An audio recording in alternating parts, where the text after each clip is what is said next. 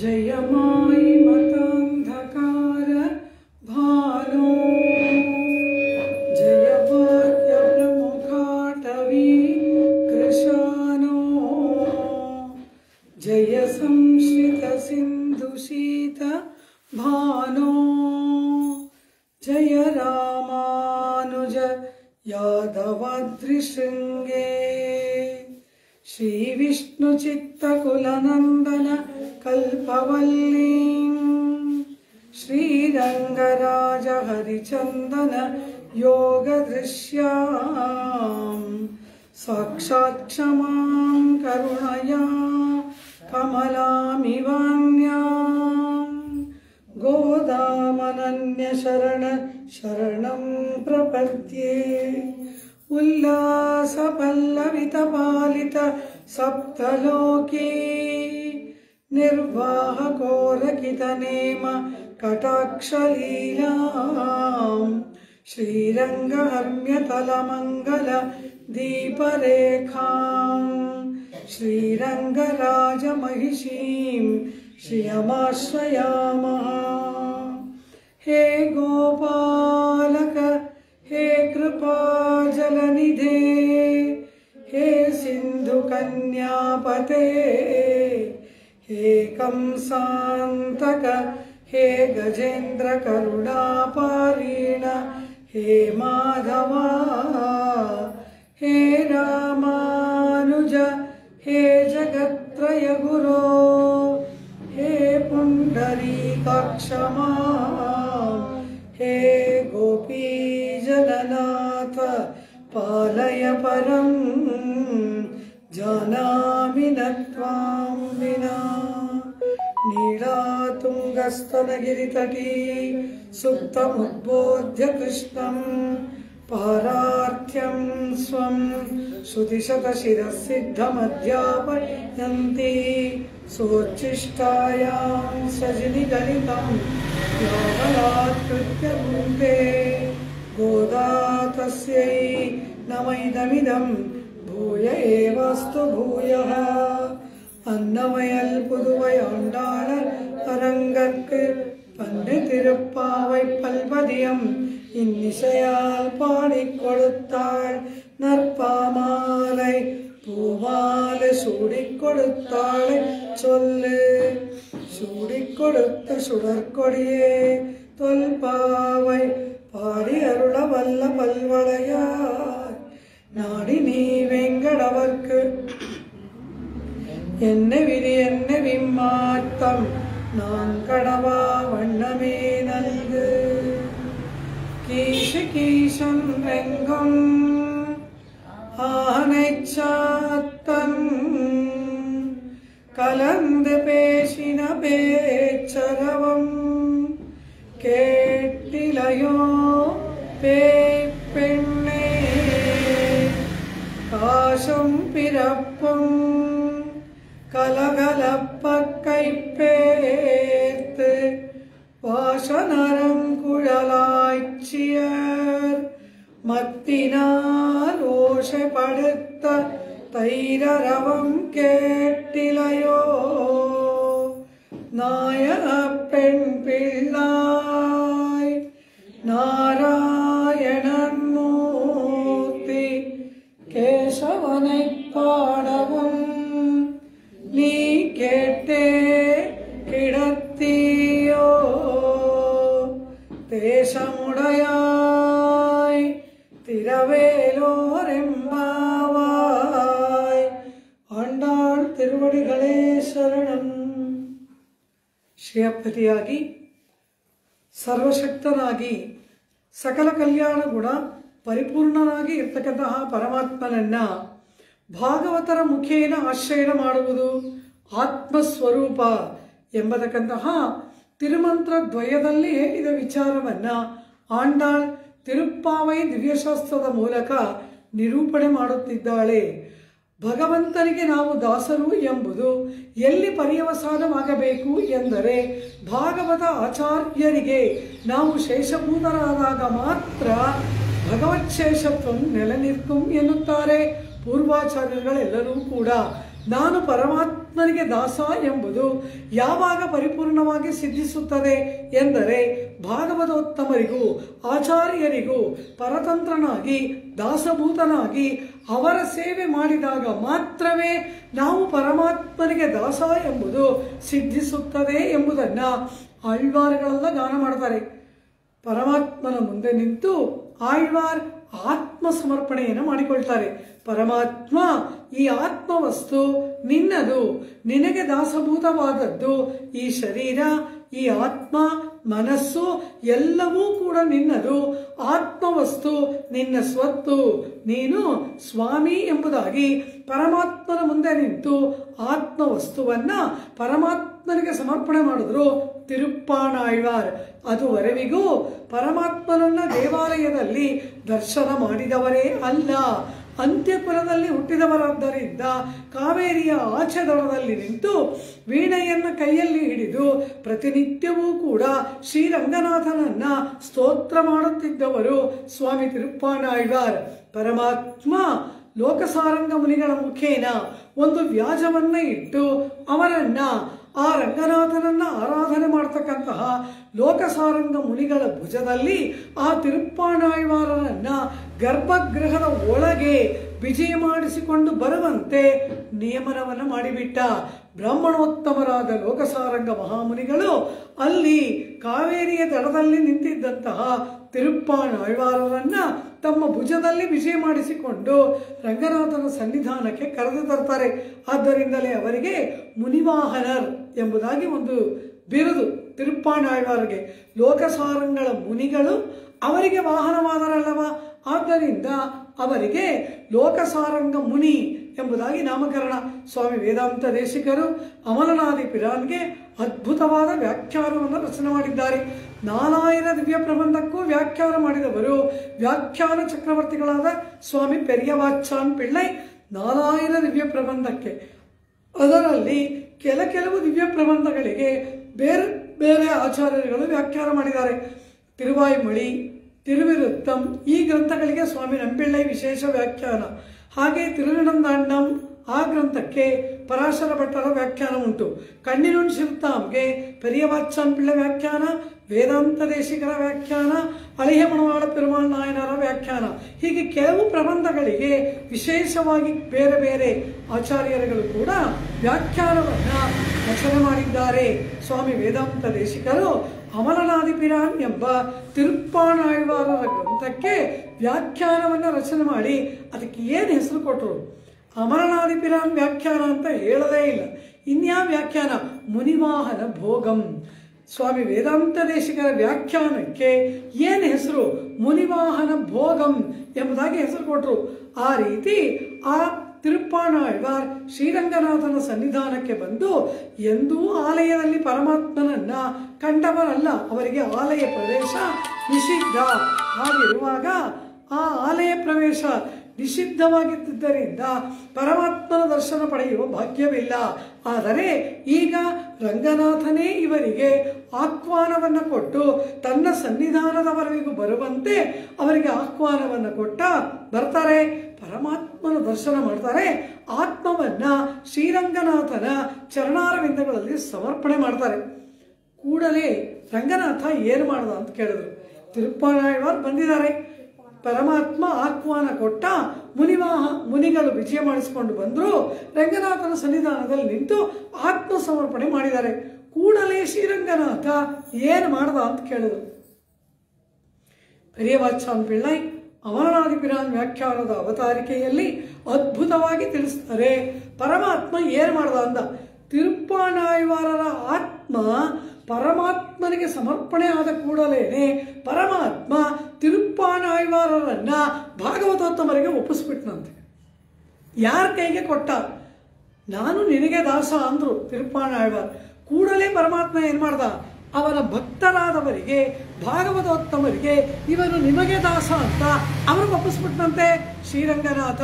ಪಾಶುರದಲ್ಲಿ ಆಳ್ವಾರ್ ಆಡ್ತಾರೆ, ಅಮಲನಾದಿ ಪಿರಾನ್ ಅಡಿಯಾರ್ಕ್ ಎನ್ನೈ ಆಳ್ಪಡುತ್ತ ವಿಮಲನ್.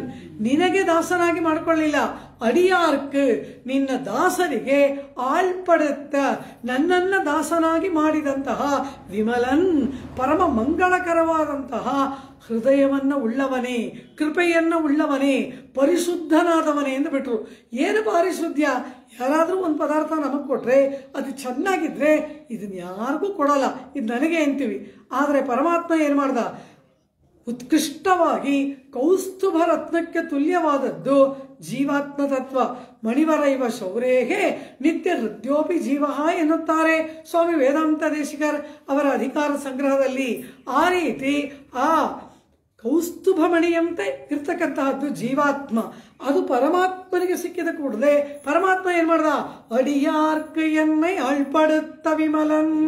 ಅವನು ಇಟ್ಕೊಳ್ಳಿಲ್ವಂತೆ, ಅದನ್ನ ಭಾಗವತೋತ್ತಮರಿಗೆ ಒಪ್ಪಿಸ್ಬಿಟ್ರಂತೆ. ಕಾರಣ ಏನು ಅಂದ್ರೆ ಆ ಭಾಗವತೋತ್ತಮರಿಗೆ ಯಾರು ದಾಸರೋ ಅವರು ಪರಮಾತ್ಮನಿಗೆ ಅತ್ಯಂತ ಪ್ರಿಯರಾದವರು. ನಾವು ಯಾರಿಗಾದ್ರೂ ಏನಾದರೂ ಪದಾರ್ಥ ಕೊಡಬೇಕು ಅಂದ್ರೆ ಎಂಥ ಪದಾರ್ಥ ಕೊಡಬೇಕು ಅಂದ್ರು ನಮಗೆ ಯಾವತ್ತು ತುಂಬಾ ಇಷ್ಟವೋ ಅದನ್ನು ಕೊಡಬೇಕು. ಈ ಕುಂಬಳಕಾಯಿ ದನನೂ ತಿನ್ನಲ್ಲ, ಬ್ರಾಹ್ಮಣನ್ ಕೊಡು ಅಂದ್ರಂತೆ. ಅದಾ ದಾನ ಕೊಡ್ಬೋದಾ? ಹಾಗೆ ಅದು ಎಷ್ಟು ಪಾಪ ಅದು ಕೂಡುದು. ಆ ರೀತಿ ಅತ್ಯಂತ ಪ್ರಿಯತಮವಾದದ್ದು ಪರಮಾತ್ಮನಿಗೆ ಜೀವಾತ್ಮ. ಆ ತನಗೆ ಪ್ರಿಯವಾದ ಜೀವಾತ್ಮವನ್ನು ಪರಮಾತ್ಮ ಅಡಿಯಾರ್ಕ್ ಅಳ್ಪಡುತ್ತ ವಿಮಲನ್ ಭಾಗವತೋತ್ತಮರಿಗೆ ಕೊಟ್ಬಿಟ್ಟಂತೆ, ಅವರ ವಶ ಮಾಡಿಬಿಟ್ಟ. ಕಾರಣ ಆ ಭಾಗವತೋತ್ತಮರಿಗೆ ಯಾರು ದಾಸರೋ ಅವರು ಪರಮಾತ್ಮನಿಗೆ ಅತ್ಯಂತ ಪ್ರಿಯರಾದವರಲ್ಲವ. ಆದ್ದರಿಂದಲೇನೆ ಇಲ್ಲಿ ಆಂಡಾಳ್ ಆ ಭಾಗವತ ಶೇಷತ್ವವನ್ನ ಭಾಗವತೋತ್ತಮರಿಗೆ ದಾಸಭೂತರಾಗಿ ಅವರಿಗೆ ಕೈಂಕರ್ಯ ಮಾಡುವುದನ್ನ ಆಂಡಾಳ್ ಅಪೇಕ್ಷೆ ಪಡ್ತಾಳೆ. ಕಾರಣ ಪರಮಾತ್ಮನ ಭಗವತ್ ಶೇಷತ್ವಂ ಸಿದ್ಧಿಪ್ಪದು ಭಾಗವತ ಶೇಷತ್ವತ್ತಿಲೇ ಇರೆ ಎಂದ್ಬಿಟ್ರು. ಇವರಿಗೆ ದಾಸರಾದ್ರೆ ಪರಮಾತ್ಮನಿಗೆ ದಾಸ ಅಂತ ಅರ್ಥ. ಅದು ಹೇಗೆ ಎಂದ್ರು ಸ್ವಾಮಿ ನಂಬಿಳ್ಳೈ ತಿರುವಾಯುಮೊഴി ನೆಡುಮಾರ್ಕಡಿಮೆ ಪಾಶದ ವ್ಯಾಖ್ಯಾನದಲ್ಲಿ ಒಂದು ವಿಚಾರವನ್ನ ಹೇಳ್ತಾರೆ. ಅದೇನು? ಒಂದು ಮನೆ ಒಬ್ರಿಗೆ ಸ್ವಂತವಾಗಿರುತ್ತೆ. ಆ ಮನೇನ ಏನು ಮಾಡ್ತಾರೆ? ಅವರು ಇನ್ನೊಬ್ಬರಿಗೆ ದಾನವಾಗಿ ಕೊಡ್ತಾರೆ. ಅವರೇನು ಮಾಡ್ತಾರೆ? ಅದನ್ನು ಇನ್ನೊಬ್ರಿಗೆ ಕೊಡ್ತಾರೆ. ಆಗ ಈ ಮೊದಲನೇವರು ನಾನು ನಿನಗೆ ಕೊಟ್ಟೆ, ನೀ ಯಾಕೆ ಅವ್ರಿಗೆ ಕೊಟ್ಟೆ ಅಂತ ಕೇಳಬಾರ್ದು. ಯಾಕೆ ಅಂದರೆ ಒಂದು ಸಾರಿ ಕೊಟ್ಬಿಟ್ರೆ ಅದು ಅವ್ರ ಸ್ವತ್ತು. ಅವ್ರಿಗೆ ಯಾರಿಗೆ ಬೇಕು ಇಷ್ಟನೋ ಅವ್ರಿಗೆ ಕೊಡ್ತಾರೆ. ಆಗ ತಾನೇ ಅದು ಅವ್ರಿಗೆ ಪೂರ್ಣವಾಗಿ ಸೇರಿದೆ ಅಂತ ಅರ್ಥ. ಇವ್ರು ಕೊಟ್ಟ ಮೇಲೂ ಅವ್ರು ಇನ್ನೂ ಪ್ರಶ್ನೆ ಮಾಡ್ತಾ ಇದ್ರೆ ಅಲ್ಲಿಗೆ ಪೂರ್ಣವಾಗಿ ಅದರ ಸ್ವಾಮಿತ್ವ ಆ ಕೊಟ್ಟವರಿಗೆ ಬರಲಿಲ್ಲ ಅಂತ ಅರ್ಥ. ಕೊಟ್ಟುಬಿಟ್ಟ ಮೇಲೆ ಇವರು ಅದನ್ನು ಪ್ರಶ್ನೆ ಮಾಡಬಾರ್ದು. ಆಗ ಪೂರ್ಣವಾಗಿ ಈ ಸ್ವತ್ತು ಅವರದಾಗಿದೆ ಅಂತ ಅರ್ಥ. ಆ ರೀತಿ ಪರಮಾತ್ಮನಿಗೆ ಒಪ್ಪಿಸ್ಕೊಂಡು ಬಿಟ್ಟ ಮೇಲೆ ಭಾಗವತರಿಗೆ ಶೇಷನಾಗಿ ಬಿಡುವುದೇ ಆತ್ಮನ ಧರ್ಮವಾದದ್ದರಿಂದ ದೇವಿ ಆಂಡಾಳ್ ಆ ರೀತಿಯಾಗಿ ಪರಮಾತ್ಮನ ದಾಸರ ದಾಸನಾಗಿ ಇರ್ತಕ್ಕಂತಹ ಅಡಿಯಾರ್ ಅಡಿಯಾರ್ ಅಡಿಯಾರ್ ಅಡಿಯಾರ್ ಅಡಿಯಾರ್ ಅಡಿಯೋಂಗಳೇ ಎಂಬತಕ್ಕಂತಹ ಪರಮ ಸಿದ್ಧಾಂತವನ್ನ ನಿರೂಪಣೆ ಮಾಡತಕ್ಕಂತಹ ಅದ್ಭುತವಾದ ದಿವ್ಯ ಗ್ರಂಥವೇ ಆಂಡಾಳ್ ಅನುಗ್ರಹಿಸಿದ ಐಯೈಂದಮೈಂದಂ ಎಂಬತಕ್ಕಂತಹ ತಿರುಪ್ಪಾವೈ ದಿವ್ಯಶಾಸ್ತ್ರ. ಅದರಲ್ಲಿ ಐಯೈಂದಮೈಂದಂ ಅಂದ್ಲು, ಐದೈದಾಗಿ ವಿಭಾಗ ಮಾಡಿದ್ಲು. ಅದರಲ್ಲಿ 5 ಐಯೈಂದು 25 + 5 30 ಐಯೈಂದು ಮೈಂದುಂ ಅಂತ ವಿಭಾಗ. ಆ ರೀತಿ 5 ಪಾಶುರಗಳಿಗೆ ಒಂದೊಂದು ವಿಶೇಷವಾದ ಅರ್ಥ ಉಂಟು. ಈ 5 + 5 ಈ 10 ಪಾಶುರಗಳ ವಿಶೇಷ ಅರ್ಥವೇನು? ಭಾಗವತ ಪಾರತಂತ್ರ್ಯ, ಭಾಗವತ ಕೈಂಕರ್ಯ, ಭಾಗವತ ಮುಖೋಲ್ಲಾಸ, ಆತ್ಮವನ್ನ ಭಾಗವತೋತ್ತಮರಿಗೆ ಸಮರ್ಪಣೆ ಮಾಡುವುದೇ 10 ಪಾಶುರಗಳ ಪೂರ್ಣವಾದ ಅರ್ಥ. ತಿರುವಿರುತ್ತಂನಲ್ಲಿ ಸ್ವಾಮಿ ನಮ್ಮ ಆಳ್ವಾರ್ ಒಂದು ಮಾತನ್ನು ಹೇಳ್ತಾರೆ. ಹೇಗೆ ಪರಮಾತ್ಮನನ್ನು ಆಶ್ರಯನ ಮಾಡಬೇಕು? ನಮಗೆಲ್ಲ ಪರಮಾತ್ಮನ ಮೇಲೆ ಭಕ್ತಿ ಇದೆ, ಪ್ರೀತಿ ಇದೆ. ಪರಮಾತ್ಮನನ್ನು ಆಶ್ರಯನ ಮಾಡಬೇಕು, ಪರಮಾತ್ಮನಲ್ಲಿ ಶರಣಾಗತಿಯನ್ನು ಮಾಡಬೇಕು. ಏನು ಕ್ರಮ? ಶರಣಾಗತಿಗೆ ಏನು ಕ್ರಮವಿಲ್ಲ. ದೇಶ ನಿಯಮಮಂ, ಕಾಲ ನಿಯಮಮಂ, ವಿಷಯ ವಸ್ತು ನಿಯಮಮಂ, ಫಲ ನಿಯಮಮಂ, ಅಧಿಕಾರ ನಿಯಮಮಂ ಇಲ್ಲೈ ಹೇಳ್ಬಿಟ್ರು.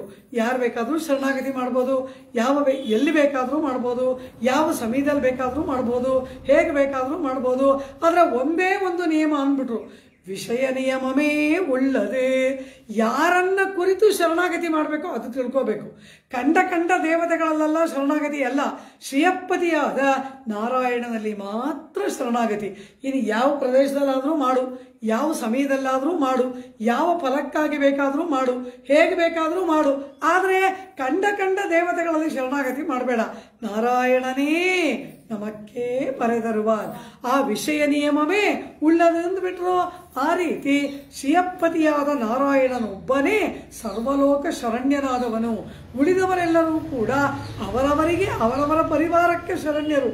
ಸಮಸ್ತ ಜೀವಾತ್ಮಗಳಿಗೂ ಕೂಡ ಶರಣ್ಯನಾದವನು ಶ್ರೀಯಪ್ಪತಿಯಾದಂತಹ ನಾರಾಯಣ. ಅದು ಒಂದೇ ನಿಯಮ ಅಂದ್ಬಿಟ್ರು.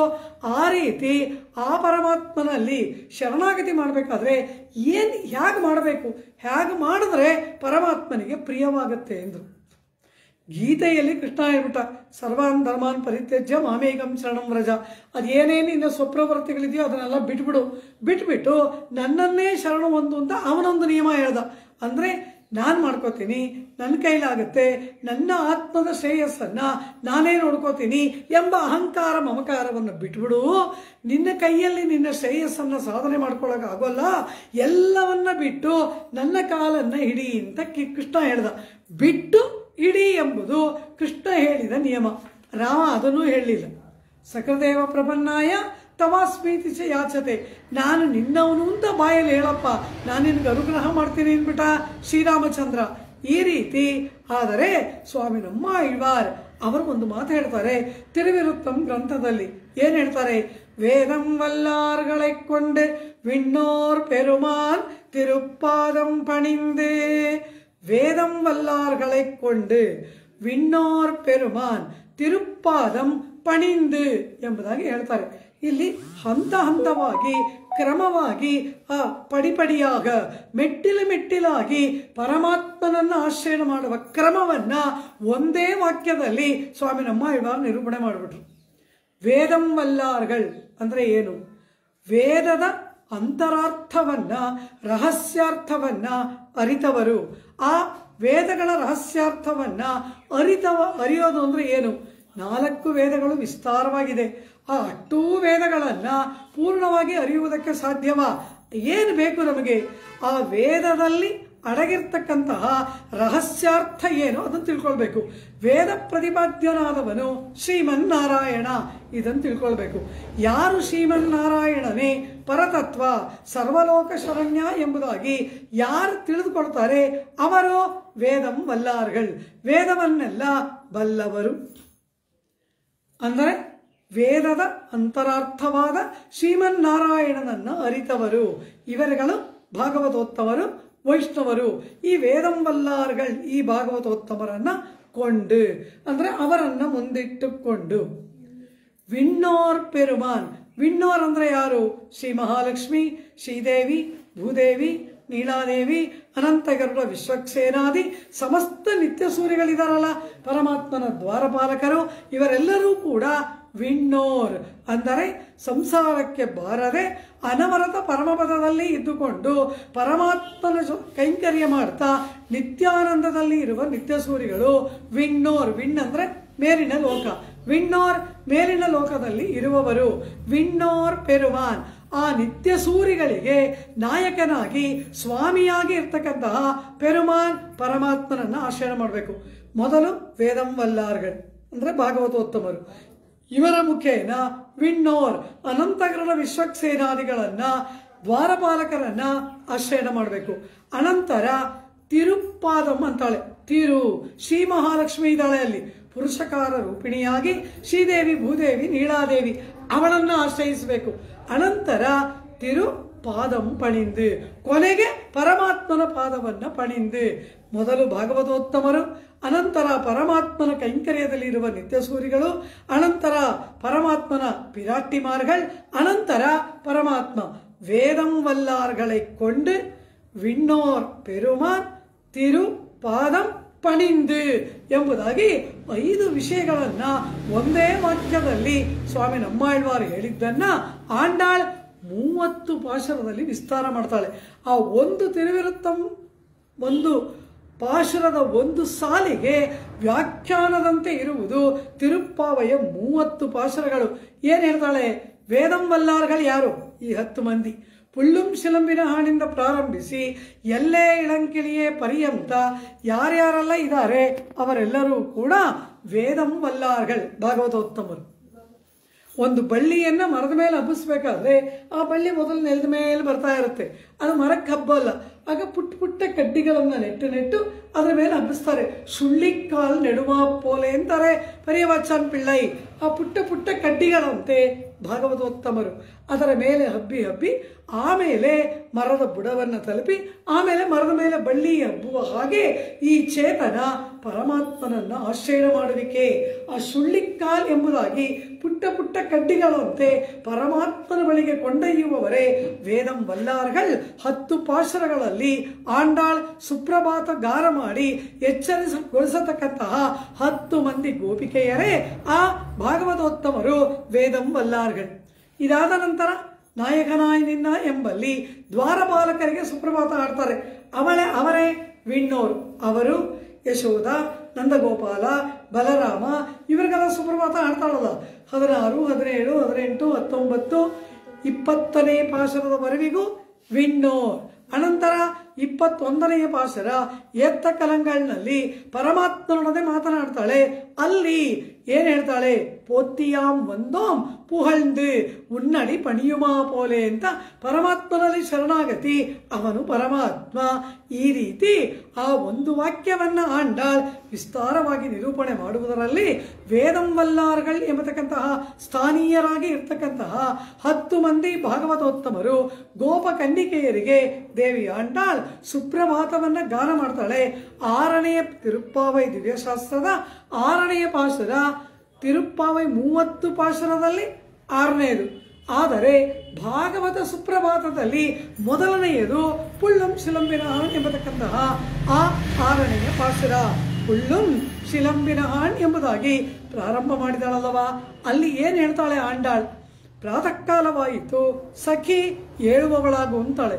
ಆ ಒಳಗೆ ಮಲಗಿನವಳು ಇನ್ನು ಪ್ರಾತಃ ಕಾಲ ಆಗಿಲ್ಲ, ನಾವು ಬಂದಿದ್ದೀವಲ್ಲ, ನೀವು ಬಂದಿರೋದು ಸಂಕೇತ ಅಲ್ಲ. ಅನಂತರ ಶಂಖದನಾದ ಅದು ಸಂಕೇತವಲ್ಲ. ಅನಂತರ ಆ ಪರಮಾತ್ಮನಿಗೆ ಆಪತ್ತು ಏರ್ಪಡ್ತು ಅಂದರೆ ಆಪತ್ತು ನೀಗಿತು ಅಂತ ನೆಮ್ಮದಿಯಾಗಿ ಮಲಗಿದಾಳೆ. ಈ ರೀತಿಯಾಗೆಲ್ಲ ಪಾಶರದಲ್ಲಿ ಬಂತಲ್ಲ, ಅಲ್ಲಿ ಏನನ್ನ ಆಂಡಾಳ್ ಸಂಕೇತವಾಗಿ ಮೊದಲು ಹೇಳಿದ್ಲು? ಪುಳ್ಳುಂ ಶಿಲಂಬಿನ ಹಾಣ್. ಪುಳ್ ಪಕ್ಷಿಗಳು ಶಿಲಂಬಿನ ಗೂಡಿನಿಂದ ಹೊರಬಿದ್ದು ಚದುರಿವೆ ಎಂಬುದಾಗಿ ಹೇಳಿದ್ಲಲ್ವಾ. ಇಲ್ಲಿ ಹೇಳಲ್ಪಡ್ತಕ್ಕಂತಹದ್ದಕ್ಕೆಲ್ಲ ಮೇಲ್ನೋಟದ ಅರ್ಥ ಒಂದಾದರೆ ಒಳಗಿನ ಆತ್ಮಪರವಾದ ಅರ್ಥ ಬೇರೆ. ಈ ಗೋಪಿಕೆಯರು ನೆಲಮಾಳಿಗೆಗಳಲ್ಲಿ ಈ ಗೋಪವೃದ್ಧರು ಇವರನ್ನ ಬಂಧನ ಮಾಡಿ ಇಟ್ಟುಬಿಟ್ಟಿದ್ರು. ಈಗ ಇವರನ್ನ ವ್ರತ ಮಾಡೋಕ್ಕೋಸ್ಕರ ಹೊರಗಡೆ ಬಿಟ್ಟಿದ್ದಾರೆ. ಕೃಷ್ಣನನ್ನ ಇವರಿಗೆ ನೋಡಿಕೊಳ್ಳುವ ಮೇಲ್ವಿಚಾರಕನಾಗಿ ನಿಯಮನ ಮಾಡಿದ್ದಾರೆ. ಇವರೆಲ್ಲರೂ ಕೂಡ ಕೃಷ್ಣನ ಬಗ್ಗೆ ಮಾತಾಡಬೇಕು, ಕೃಷ್ಣನ ಪ್ರಣಯದ ಬಗ್ಗೆ ಮಾತಾಡಬೇಕು, ಕೃಷ್ಣನ ಶೃಂಗಾರ ಚೇಷ್ಟತೆಗಳ ಬಗ್ಗೆ ಮಾತಾಡಬೇಕು. ಆದರೆ ಈ ಗೋಪವೃದ್ಧರಿಗೆ ಅದು ಗೊತ್ತಾಗಬಾರ್ದು. ಕಾರಣ ಏನದು? ವ್ರತ ಮಾಡು ಅಂತ ಹೇಳಿದ್ರೆ ಕೃಷ್ಣನ ಬಗ್ಗೆ ಮಾತಾಡ್ತಾ ಇದ್ದೀರಾ, ಕೃಷ್ಣ ಪ್ರೇಮದ ಬಗ್ಗೆ ಮಾತಾಡ್ತೀರಾ ಅಂತ ಅವರು ಕೋಪಗೊಳ್ತಾರೆ. ಆದ್ರಿಂದ ಈ ಗೋಪಿಕೆಯರೆಲ್ಲ ಕೋಡ್ ವರ್ಡ್ಸ್ ಅಲ್ಲಿ ಮಾತಾಡ್ತಾರಂತೆ. ಅಂದ್ರೆ ಯಾವುದೋ ಒಂದು ನಿಗೂಢ ಭಾಷೆಯಲ್ಲಿ ಇವರು ಮಾತಾಡ್ತಾರೆ. ಅದರ ಅರ್ಥ ಇವರಿಗೆ ಮಾತ್ರ ಗೊತ್ತು, ಗೋಪವೃದ್ಧರಿಗೆ ಅದು ಬೇರೆ ಥರ ಅರ್ಥ. ಇವರಿವರ ಅಂತರಂಗದಲ್ಲಿ ಇದರ ಅರ್ಥ ಬೇರೆ. ನೀರಾಡಪ್ಪೋದವಿರಿಂದ್ರೆ ಗೋಪವೃದ್ಧರು ಏನು ತಿಳ್ಕೊಡ್ತಾರೆ? ಪಾಪ ಹೆಣ್ಮಕ್ಳೆಲ್ಲ ಯಮುನಾ ನದಿಗೆ ಹೋಗಿ ಸ್ನಾನ ಮಾಡ್ತಾರೆ ಅಂತ ಅವರು ತಿಳ್ಕೊತಾರೆ. ಈ ಗೋಪಿಕೆಯರ ಅರ್ಥ ಏನು? ಕೃಷ್ಣಾಲಿಂಗನ ಅನ್ನೋದು ಇವರ ಅರ್ಥ. ನೀರಾಡ ಶಬ್ದಕ್ಕೆ ಗೋಪಿಕೆಯರ ಅಂತರಂಗದ ಅರ್ಥ ಕೃಷ್ಣ ಸಮಾಗಮ. ದೊಡ್ಡ ಗೋಪವೃದ್ಧರ ದೃಷ್ಟಿಯಲ್ಲಿ ಯಮುನಾ ನದಿಯಲ್ಲಿ ಸ್ನಾನ. ಈ ರೀತಿ ಆ ಅಂತರಂಗದ ಅರ್ಥಗಳನ್ನು ಇಟ್ಟು ಮಾತನಾಡ್ತಾರಲ್ಲವಾ, ಆ ಅಂತರಂಗದ ಅರ್ಥ ಸ್ವ ಅಪದೇಶ, ತಮ್ಮ ಅಭಿಪ್ರಾಯ. ಆ ಬೇರೆ ಅರ್ಥ ಇದೆಯಲ್ಲ, ಅದು ಅನ್ಯ ಅಪದೇಶ. ಗೋಪಿಕೆಯರ ಮುಖೇನ ಆಂಡಾಳಾಡುವ ಮಾತು ಅದು ಅನ್ಯಾಪದೇಶ. ಆಂಡಾಳಳ ಅಂತರಂಗದ ಮಾತು ಸ್ವಪದೇಶ. ಈ ರೀತಿ ಈ ಅಂತರಂಗದಲ್ಲಿ ಹೇಳಲ್ಪಡುವ ಮಾತುಗಳ ಅನೇಕ ಅರ್ಥಗಳನ್ನ ವ್ಯಾಖ್ಯಾತ ಅಲ್ಲಲ್ಲೇ ನಮಗೆ ನಿರೂಪಣೆ ಮಾಡ್ತಾ ತೋರಿಸುತ್ತಾ ವಿವರಣೆಯನ್ನು ಕೊಡ್ತಾರೆ. ಇಲ್ಲಿ ಹಾಗೆ ವಿವರಣೆಯನ್ನು ಕೊಡುವಾಗ ಹಕ್ಕಿಗಳು ಗೂಡಿನಿಂದ ಹೊರಬಿದ್ದಿವೆ ಎಂಬುದಾಗಿ ಆಂಡಾಳ್ ಮೊದಲು ನಿರೂಪಣೆ ಮಾಡಿದ್ಲಲ್ವಾ. ಬೆಳಗಾಯ್ತಾ ಅಂತ ಕೇಳ್ತಾಳೆ, ಪ್ರಾತಃ ಕಾಲವಾಯ್ತಾ ಅಂತ ಕೇಳ್ತಾರೆ, ಇನ್ನೂ ಎದ್ದಿಲ್ವಲ್ಲ ಅಂತ ಕೇಳ್ತಾರೆ. ಇದರ ಅರ್ಥ ಏನು? ಬೆಳಗಾಯಿತಾ ಅಂತ ಅವಳು ಒಳಗಡೆ ಇರುವವಳು ಕೇಳುವುದರ ಆಂತರ್ಯದ ಅರ್ಥವೇನು ಎಂದರೆ ಪರಮಾತ್ಮನನ್ನ ಆಶ್ರಯಣ ಮಾಡಿ ಪರಮಾತ್ಮನ ಕೃಪೆಗೆ ಪಾತ್ರವಾಗತಕ್ಕಂತಹ ಅಧಿಕಾರ, ಅರ್ಹತೆ, ಜ್ಞಾನದ ಪಕ್ವತೆ ಏರ್ಪಟ್ಟಿತ ಎಂಬುದು ಒಳಗೆ ಇರುವವಳ ಅಂತರಂಗ. ಕತ್ತಲೆ ಯಾವುದು? ಸಂಸಾರ. ഇരുൾ തരുമാഞ്ഞാലത്ത് ഇനിപ്പിരവിയാൻ വേണ്ടേൻ ಎಂಬುದಾಗಿ ಹೇಳ್ತಾರೆ. ഇരുൾ തരുമാഞ്ഞാಲಂ, ಈ ಲೋಕ ಎಂಥದ್ದು? ಈ ಆತ್ಮನ ಮೇಲೆ ಇದೊಂದಿದೆಯಲ್ಲ ಹೊದಿಕೆ, ಅಚಿತ್ತಿನ ಹೊದಿಕೆ. ಇದಿದ್ದ ಕೂಡಲೇನೆ ಆತ್ಮನಿಗೆ ಸ್ವರೂಪ ಜ್ಞಾನಕ್ಕೆ ಸಂಕೋಚವಿಲ್ಲ. ಸ್ವಭಾವ ಜ್ಞಾನವಿದೆಯಲ್ಲ, ಅದು ಈ ಶರೀರಕ್ಕೆ ಅನುಗುಣವಾಗಿ ಸಂಕೋಚ ವಿಕಾಸಗಳನ್ನು ಹೊಂದತ್ತೆ. ದೇವತೆಗಳಿಗೆ ಜ್ಞಾನ ಅದು ಇನ್ನಷ್ಟು ವಿಸ್ತಾರವಾಗಿದೆ, ನಮಗೆ ಅದು ಸಂಕೋಚ. ಮೃಗ ಪ್ರಾಣಿಗಳ ಶರೀರದಲ್ಲಿ ಆ ಜ್ಞಾನ ಇನ್ನೂ ಸಂಕುಚಿತ. ಕಲ್ಲು ಮಣ್ಣು ಬಂಡೆಗಳ ಒಳಗೆ ಆತ್ಮ ಉಂಟು. ಆತ್ಮನಿಲ್ಲದ ವಸ್ತುವೇ ಇಲ್ಲ.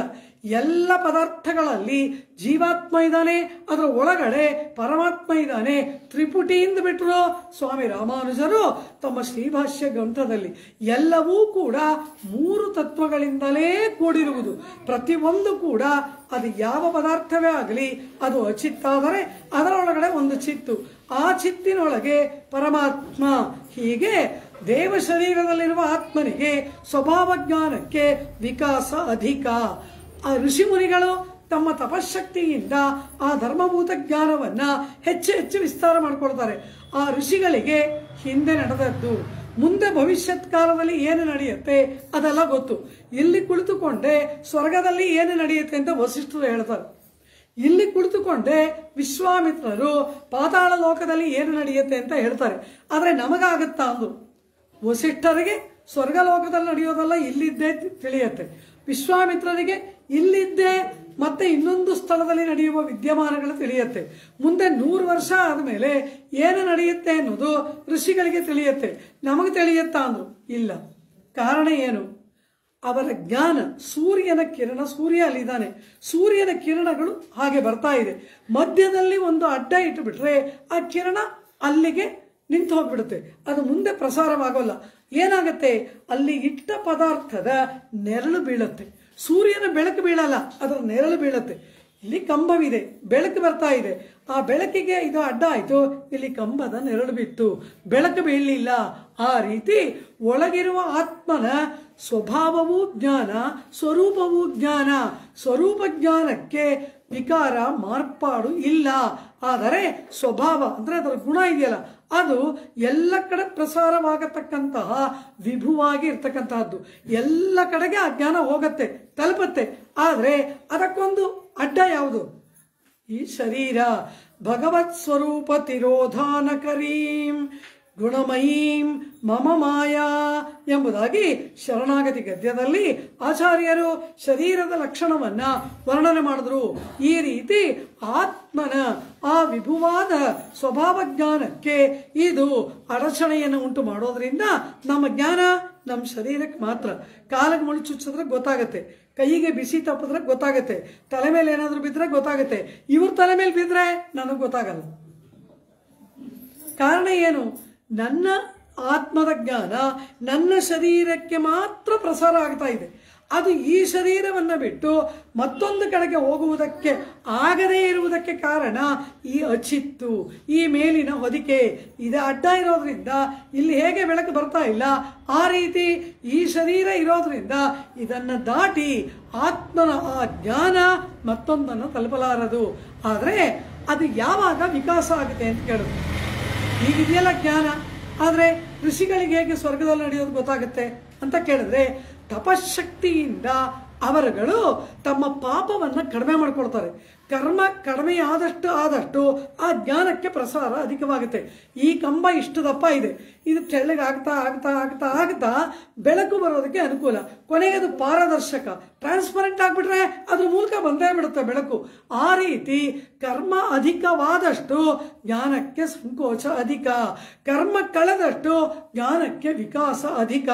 ಪರಮಪದಕ್ಕೆ ಹೋಗುವಾಗ ಪುಣ್ಯ ಪಾಪ ಕರ್ಮವೇ ಇಲ್ಲದೆ ಇರೋದ್ರಿಂದ ಆ ವಿಶೃಂಖಲ ಜ್ಞಾನ ಆತ್ಮನಿಗೆ ಏರ್ಪಟ್ಟು ಅರ್ಚಿರಾದಿ ಮಾರ್ಗದಲ್ಲಿ ಪರಮಪದಕ್ಕೆ ಹೋಗಿ ಸೇರ್ತಾನೆ ಆತ್ಮ. ಆ ಋಷಿಗಳು ತಮ್ಮ ತಪಸ್ಸಿನಿಂದ ಕರ್ಮವನ್ನ ಭಾರವನ್ನ ಕಡಿಮೆ ಮಾಡಿಕೊಂಡು ಅವರ ಜ್ಞಾನ ವಿಭುವಾದ್ರಿಂದ ಅದು ಅಲ್ಲಿ ತನಕ ತಲುಪುತ್ತೆ.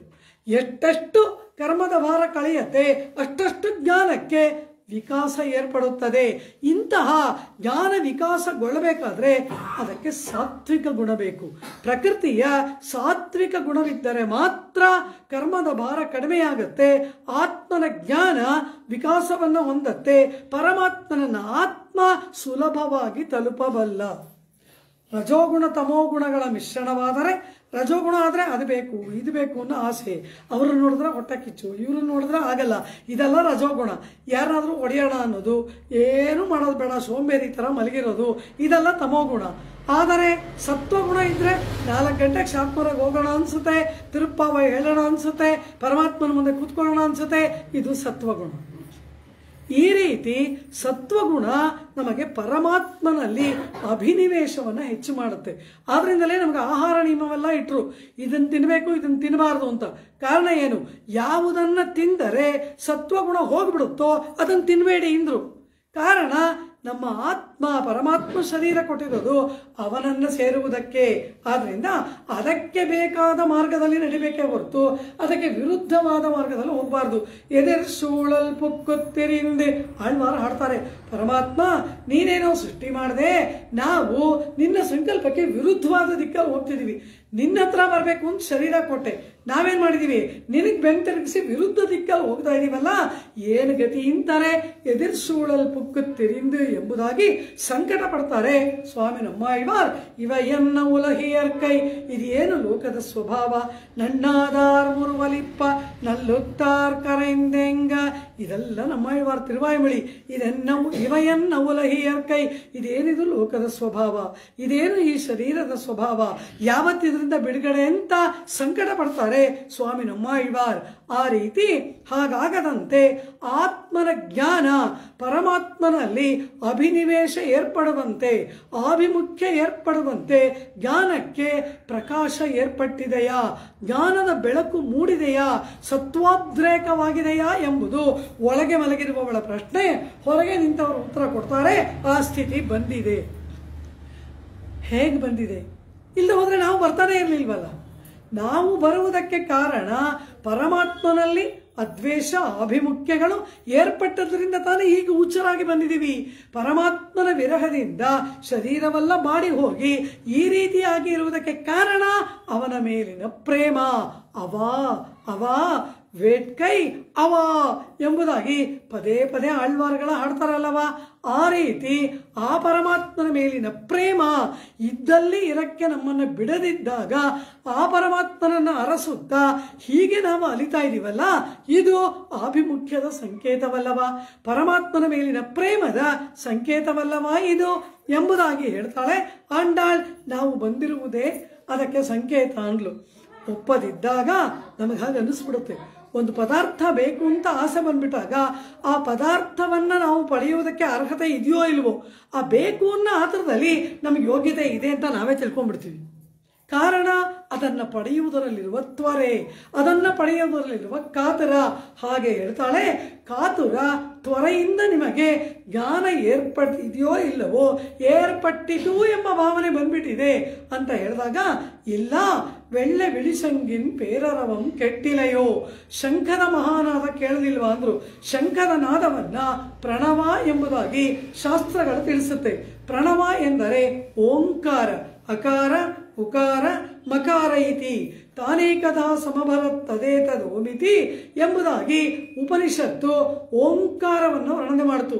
ಆ ಊಮ, ಆ ಅಂದರೆ ಪರಮಾತ್ಮ, ಅಕಾರೋ ವೈ ವಿಷ್ಣು, ಊ ಎಂದರೆ ಮಹಾಲಕ್ಷ್ಮಿ ಅಂತ ಒಂದರ್ಥ, ಪರಮಾತ್ಮನಿಗೆ ಎಂಬುದು ಒಂದರ್ಥ.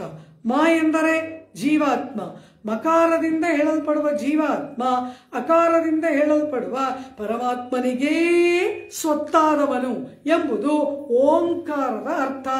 ಇಲ್ಲಿ ಶಂಖದ ದೊಡ್ಡ ಶಬ್ದ ಅಂದ್ರೆ ಏನರ್ಥ? ಆತ್ಮ ಪರಮಾತ್ಮನಿಗೆ ದಾಸ ಎಂಬುದು ಓಂಕಾರದ ಅರ್ಥ, ಅದರ ಶಬ್ದ. ಆದರೆ ಆಂಡಾಳ್ ವಿಳಿಸಂಗಿನ್ ರವಂ ಅಂತ ಹೇಳಲಿಲ್ಲ, ಪೇರರವಂ ಅಂತ ಹೇಳಿದ್ರು. ಪೇರರವಂ ಅಂದ್ರೆ ಏನು? ಮಹಾಧ್ವನಿ, ದೊಡ್ಡ ಧ್ವನಿ. ಅದರ ಅರ್ಥ ಏನು? ಭಗವಂತನಿಗೆ ಮಾತ್ರ ದಾಸವಲ್ಲ, ಭಾಗವತೋತ್ತಮರಿಗೂ ದಾಸನಾದದ್ದು ಆತ್ಮ ಎಂಬುದು ಪೇರರವಂ. ಆ ರೀತಿ ಏರ್ಪಟ್ಟದ್ದರಿಂದ ನಿನ್ನ ಮನೆ ಬಾಗಿಲಲ್ಲಿ ಬಂದು ನಿಂತಿದ್ದೀವಿ. ಪರಮ ಭಾಗವತೋತ್ತಮಳು ನೀನು ಎಚ್ಚರಗೊಂಡು ನಮ್ಮ ಒಟ್ಟಿಗೆ ನಾಯಕಿಯಾಗಿ ನಿರ್ವಾಹಕಳಾಗಿ ಬರಬೇಕು. ನೀನು ಬರದೆ ಹೋದರೆ ನಮಗೆ ಕೃಷ್ಣ ಲಾಭವಿಲ್ಲ. ಭಾಗವತರ ಮುಖೇನ ಬರದೆ ಹೋದರೆ ಪರಮಾತ್ಮನ ಮುಖನಾದರೂ ನೋಡ್ತಾನ. ನಮಗೆ ಏನು ಯೋಗ್ಯತೆ ಇದೆ? ಮಾಡಬಾರದನ್ನೆಲ್ಲ ಮಾಡಿದವರು, ಅಕೃತ್ಯ ಕರಣ ಕೃತ್ಯ ಕರಣ, ಏನೇನು ಮಾಡಬಾರ್ದೋ ಅದೆಲ್ಲ ತಪ್ಪದೇ ಮಾಡಿದ್ದೀವಿ. ಏನೇನು ಮಾಡಲೇಬೇಕೋ ಅದೆಲ್ಲ ಬಿಟ್ಟಿದ್ದೀವಿ. ಇದೆಲ್ಲವ ನಮ್ಮ ಯೋಗ್ಯತೆ. ಯಾವ ಮುಖ ಇಟ್ಕೊಂಡು ಪರಮಾತ್ಮನ ಮುಂದೆ ನಿಲ್ಲೋದು?